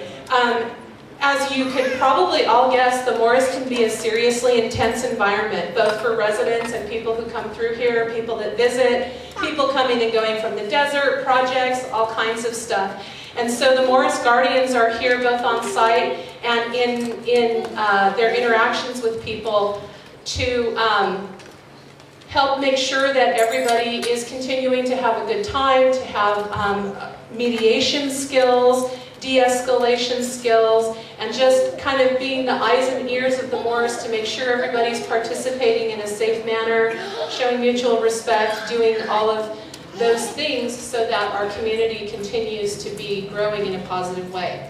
So we're always and constantly growing at the Morris and as the Morris Guardians. It's been a while since we've been able to have Morris Guardian training, but there will be several scheduled. My goal is to really start to have them at least quarterly. We are also at the Morris doing all volunteer recruitment. We've been really good at recruiting volunteers and really bad at communicating with them. So if you've ever volunteered for the Morris or come down and learned how to run the front desk or done any of those things, we'd ask for you to do those again because it's been a long time since we've had new people doing that. But stay tuned into our chat page, stay tuned into our Facebook page, and there'll be announcements for trainings. We'd love you to be involved. We're trying to put structure in place so that we are more organized in communicating with you and can utilize your talents, because we do this and we live this year-round, and we would love to share all of that with you and have everybody in the community be a larger part of what we do down here. So we're open all the time. I mean, we have staff here from 9 a.m. to 10 p.m., but if you stay the night or you come to an event, you know that we don't turn stuff off until everybody goes away. So if anybody has any Morris questions or other things, we have a lot of really fun events coming up. If you're a member, thank you. If you're not, come and talk to one of us about becoming a member.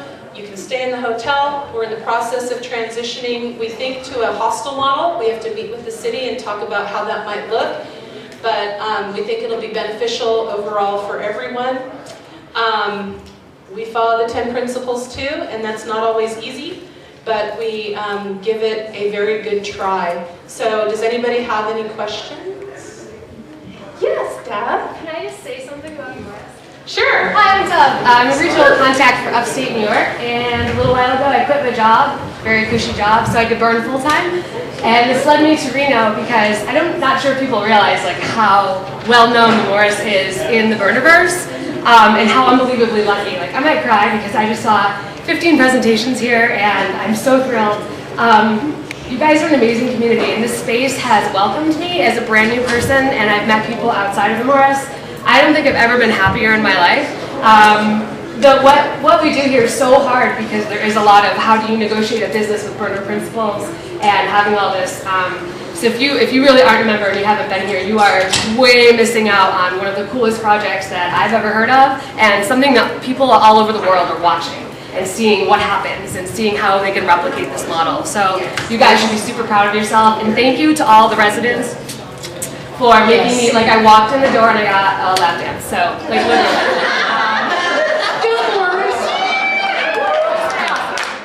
So I would totally encourage, if you aren't coming to events, like, right, we're burners. If we participate, the event is awesome, right? We participate, we bring this shit here. So bring it, and I love you guys. Like, you have no Bring idea. it. It's gardening season. We're doing the garden. We have long-term rooms available. We do short-term rooms all the time. Our crew is amazing. Ambro and All-Star over there on sound. Tams and Dammit back in the bar. Robin Shinobi that always keep things running. Melanie on marketing. I can't say enough about this crew. I'm like so honored that these people let me hang out with them. And not to be humble, but Mr. Dale has been helping with the events and the event planning team at the Morris. So all of the awesome things that are happening, he helps with too. So, yay! Go Morris!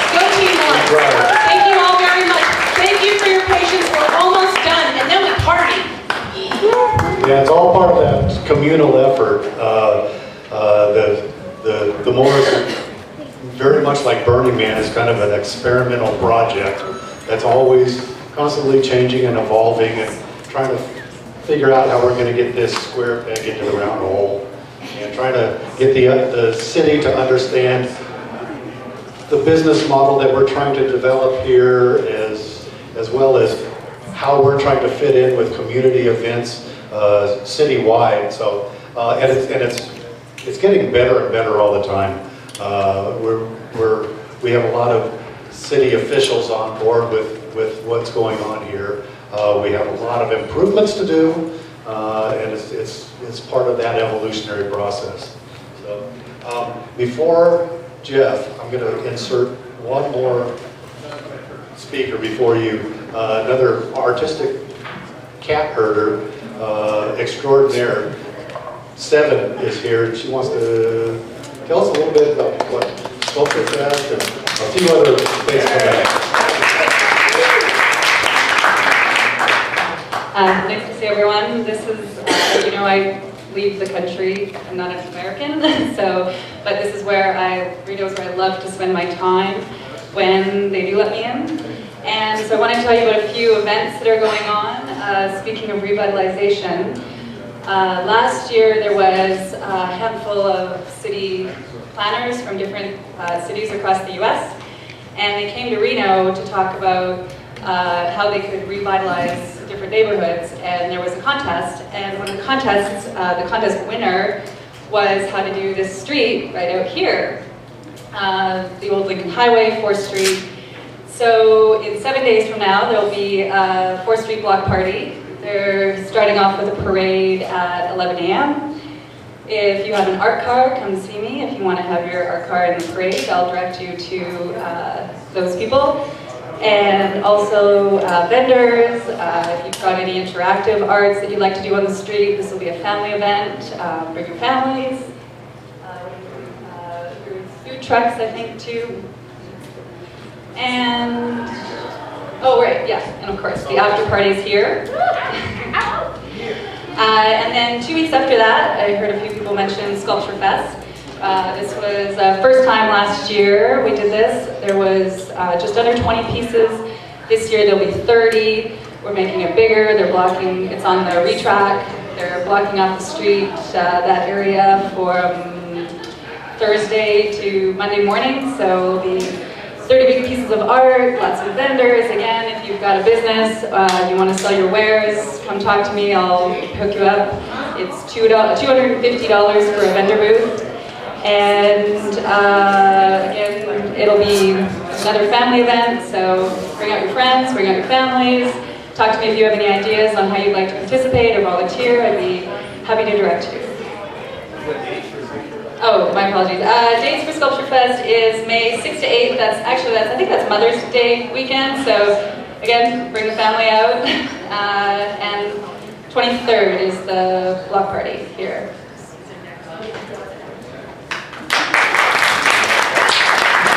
So there's not much going on around here.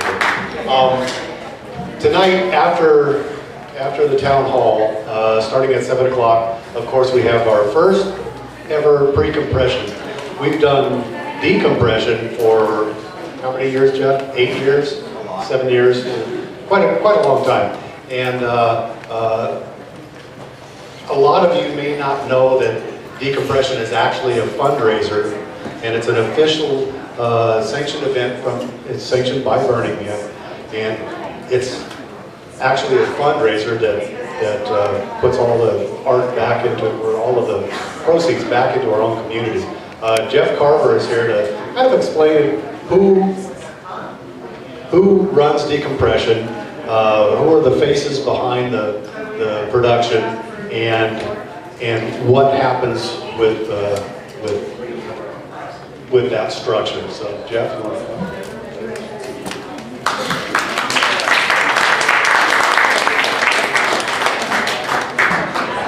Thanks, Dale. I'm Jeff Carver. I'm one of the people many people that put on Reno Decompression every year.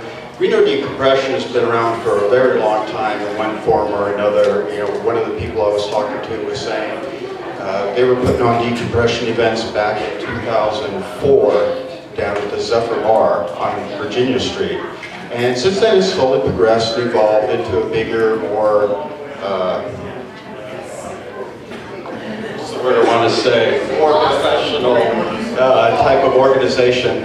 It moved to, when I got involved, was back in 2008 or 2007 when it first made its way to the underground over here on 4th Street.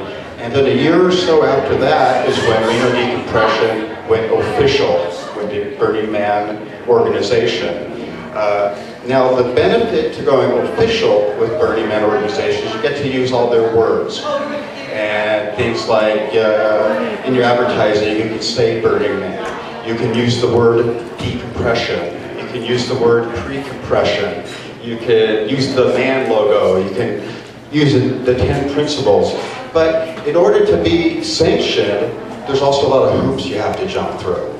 So Reno Decompression had to start an organization to oversee it. Some of you may have heard of the Reno Burners LLC.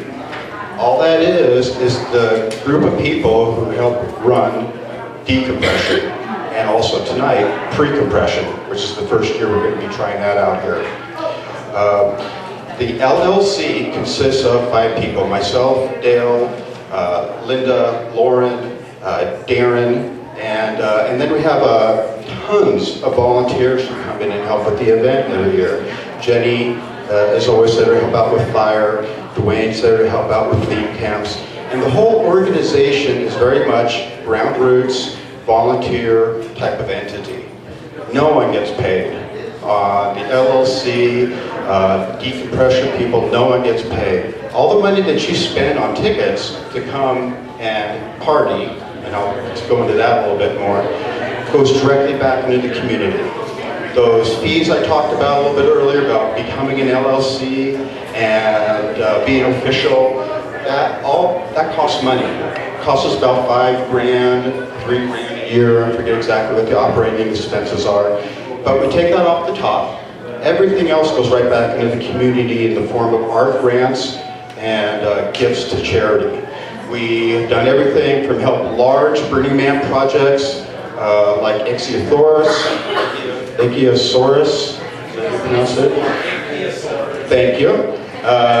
To the peer group, to individual artists that are here in this room right now. And we've also given to local charities like the Children's Cancer Foundation and local schools. So there's more than that we do than just the burner community per se, because Reno is where we live. And we want folks to know that it's here. We're here for you if you need us. A second ago, I mentioned that Reno Decompression, quote unquote, the party. Reno Decompression, yes, want to party and have fun, but it really is a community event where everyone comes together, does their thing, just like at Burning Man. We also live by the 10 principles there. So participation, radical self-reliance. We couldn't put on this event without all of you. We have folks come down and spin fire, bring their art projects, play music. And like I said, none of these people get paid. You know, it's like Burning Man. You come out, you share your gifts. The only difference with decompression is all your money that you've been spending on coming in goes right back into the community.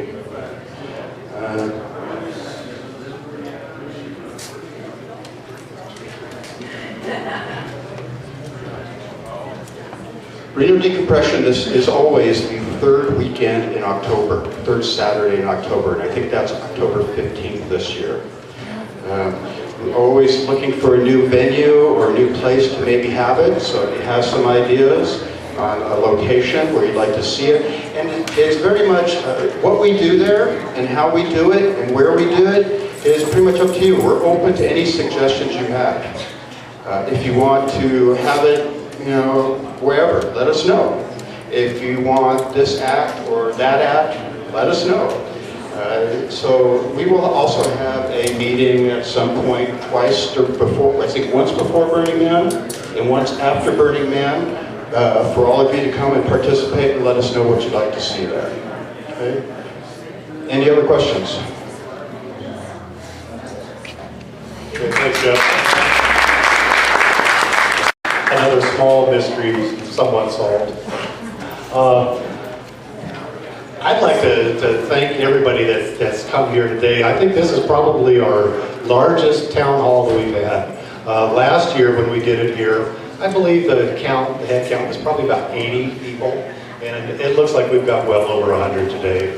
And I really appreciate seeing our friends, not only just from Reno and Sparks, but people up from Carson City and from Truckee. We've got Lake Tahoe represented here. We've got regional contacts from other regions, and it's just fantastic that you guys all came out.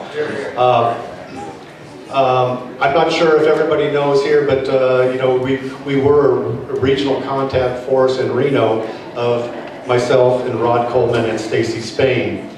Stacy stepped away to pursue some other obligations in her life. So that knocks us down to just Rod and I. And so we were talking with Iris Iris is from the org here, and we were talking about getting a replacement RC or maybe two to help fill the voids that Stacy left. And it's my extreme pleasure that Iris came personally from the org to come and explain a little bit about the process of regional contacts and what is involved, who can be involved, and hopefully spur some interest from some of you or some of your friends that might want to be a regional contact in the future. So it's my great honor and privilege to introduce Iris Yee from Burning Man.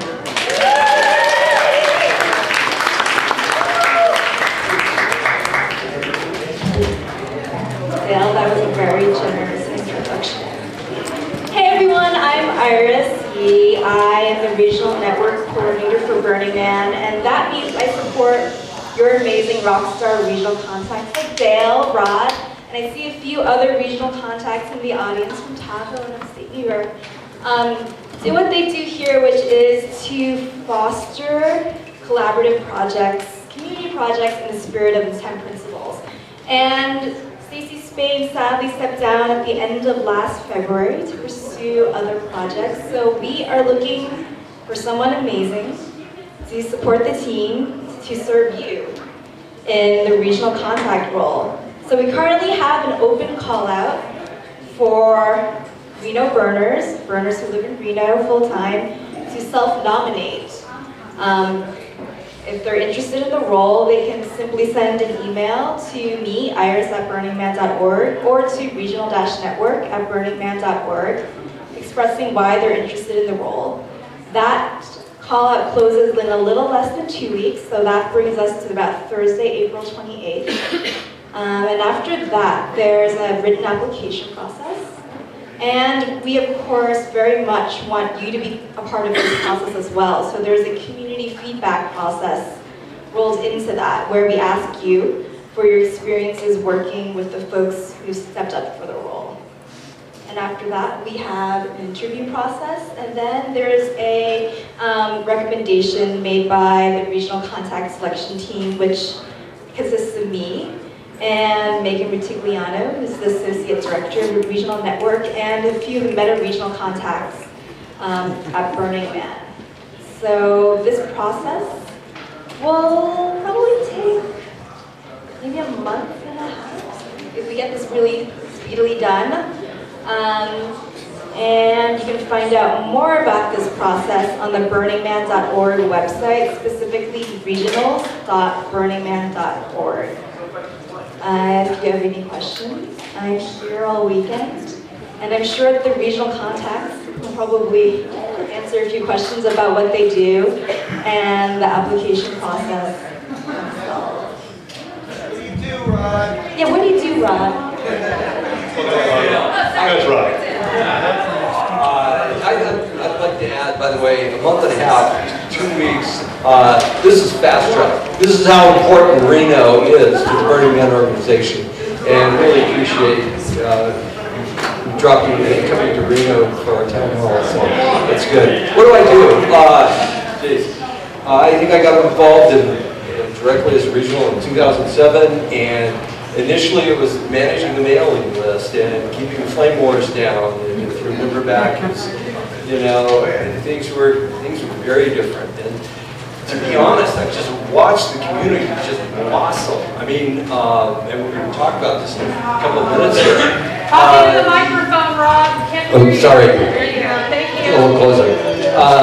The immediacy in this community is extraordinary.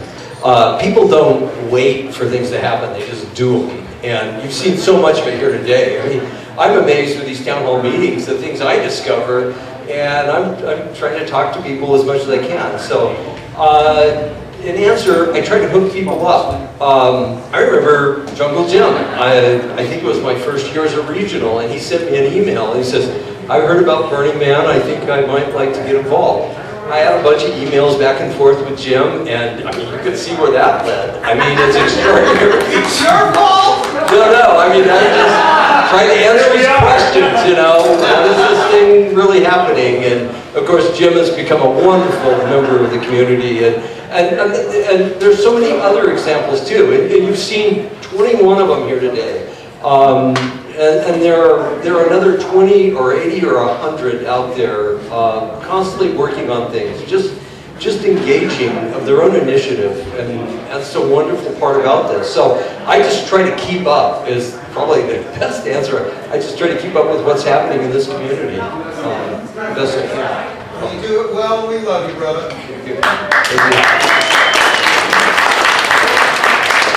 Yeah, I share the same sentiment. I kind of came on board in 2007, going to Burning Man, and was immediately struck by the culture. And I've been absolutely amazed over the years of, and I feel really blessed to be in the Reno area, because over the years, what started out as a bunch of little cliques of burners here and there is all those cliques have become smaller, or they've actually become fewer but larger, and we've seen tremendous growth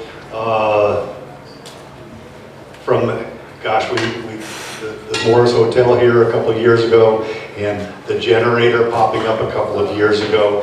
Now we have great projects like Bliss, Nevada, out on the West 4th Street. The new makerspace, Art Tech is coming on board. We just have some tremendous things happening, and it just continues to grow and flourish, and we're fortunate to be this close to the playa, and we just have innumerable different projects and aspects that just kind of really make us shine in the Burning Man world, and we can all be perfectly proud of that. And again, I really appreciate everybody coming from the far reaches, from the lake and from the bay and everywhere around. Boy, it's a great turnout, and it just shows the love and honor and friendship that we have as Northern Nevada burners.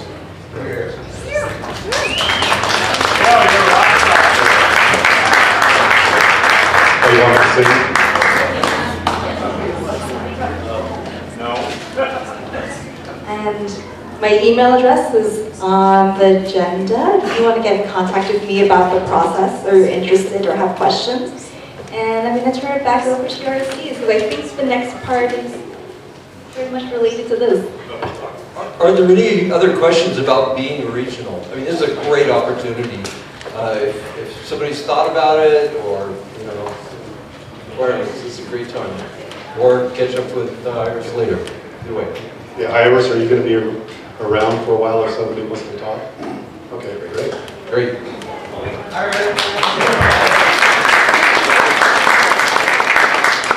Okay, I think we're down to the final entry here, right? Yeah, we've gone a long time today. I really appreciate all of you guys showing up and sticking it out and listening to all these great presentations. It's just amazing each year how much more stuff is coming out of our area. And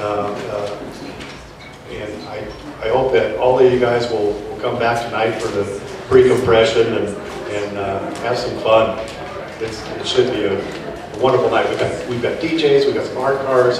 Of course, after dark, we've got Control Bird is going to be performing tonight.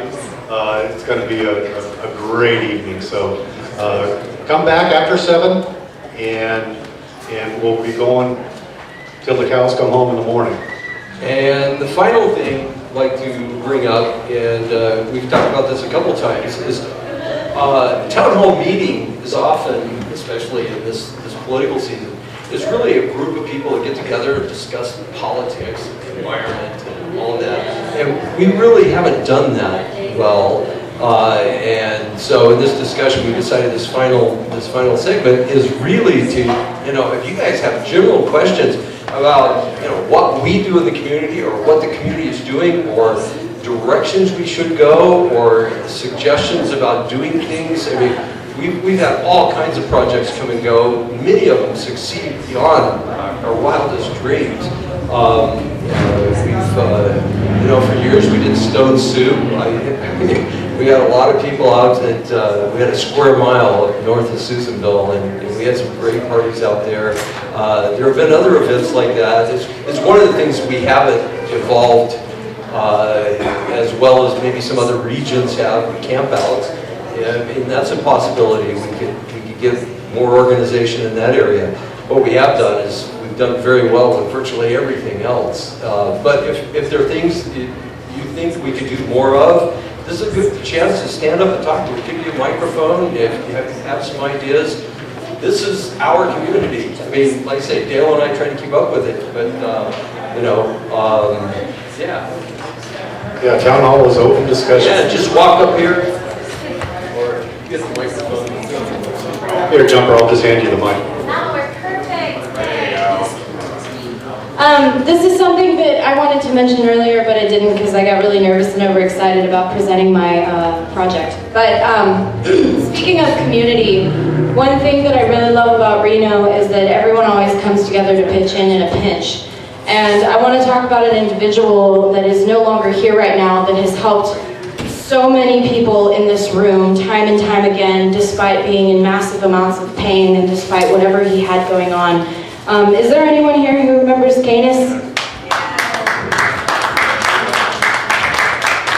I really wanted to say a couple words about Canis because today is actually his memorial, his family's memorial, and there's a lot of people here that would have liked to have been there, and there's a lot of people there that would have liked to have been here, and so I thought that we can actually share this day together just by taking a moment to remember this man who I feel was constantly underappreciated because he never sought appreciation.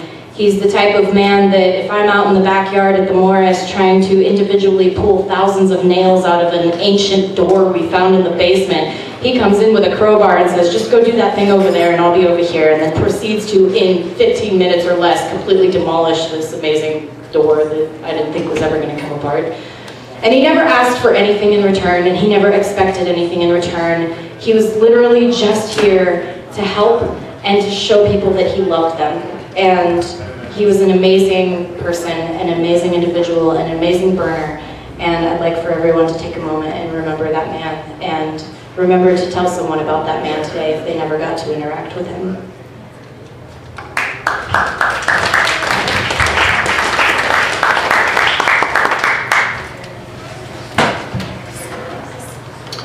Any other questions or issues that we can bring up and have individual conversations, or however you want to do it? If I may, I just want to say how fortunate I feel to be involved with this group of creative people here. Dale had mentioned that there used to be a lot of little groups of burners doing one thing and another around the area, and that as time has gone on, we've become a more cohesive and larger group. The the cross-pollination, if you will, of the creative force among all of us is so enjoyable to me, and it's a pleasure to be associated with you all. I thank you all very much for the opportunity to work together to create good for our community. Thank you. Yeah, that's what I was going to say. Thanks, Mark. One thing I forgot to add about Gallivant. Oh, you're about now. Oh yeah, I don't need a microphone. Oh yeah, he's a DJ. Hello. One thing I forgot to add about Gallivant, you guys all know the Pirates of the Playa. We are still radically self-reliant. We never ask you for your money. We will always radically self-fund ourselves. But you are all welcome at any time to ride the art car and to come and drink in the bar because we welcome everybody.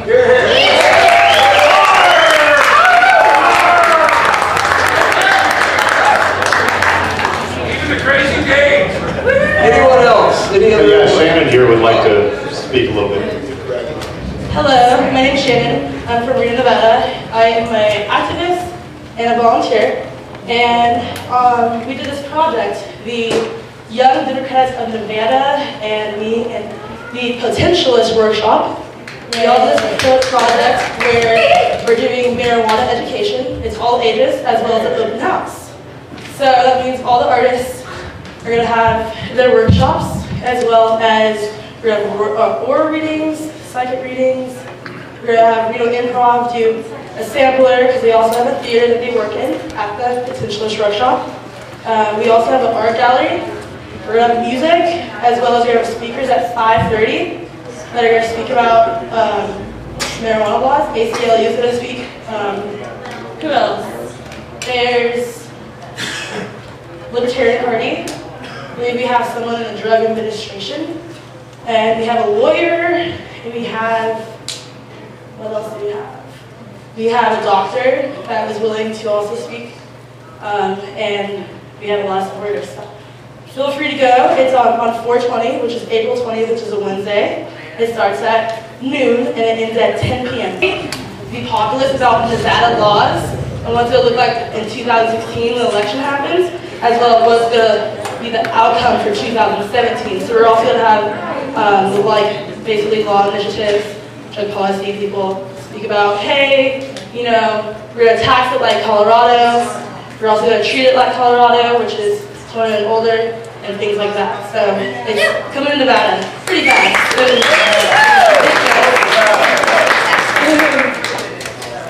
Yeah, Michael wanted to talk about his yoga. Hi guys, Mike and Zane, and we're doing yoga here in the morning, Monday through Friday at 7:15. We kind of congregate and start about 7:30, and then we do it Tuesday, Wednesday, Thursday at 6 o'clock in the evening. Lasts about an hour and 15 minutes or so, and it's really relaxing. We're going to do yoga on the playa for free, so when you look into what we wear, there'll be yin sane yoga on the playa, and I'm offering up the theme camps. I still have a few slots open. If your theme camp wants to have a yoga session, just get a hold of me and here through Morris. I live in Morris, and so the classes are $8 for a drop-in class, and I can sell you like a 12-class pack or something like that. But all the yoga on the playa will be free, and yeah, I look forward to seeing you all in any class.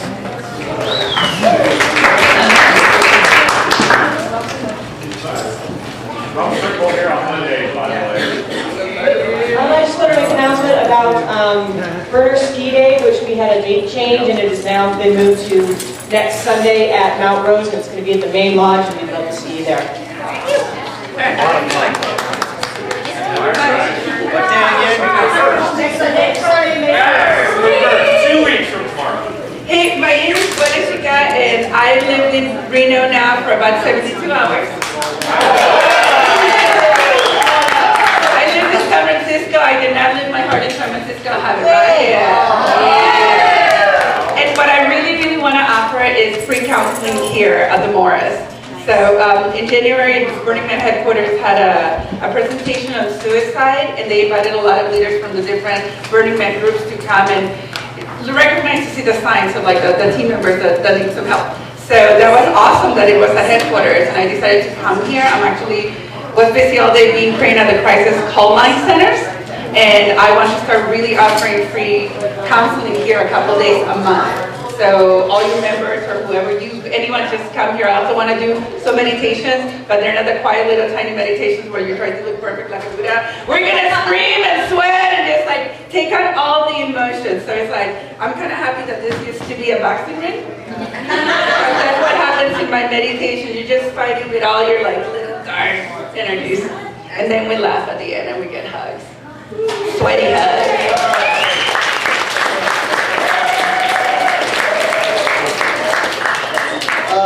Also, my first yoga class is free for everybody. Everybody is welcome to come, or if you just come forward, you're still welcome to my class. Also, I lost a mug that looks like this, but it's got some ribs on it. It's like a little mini cake. So if anybody... See, this is a different one too. It looks like this. How much is that?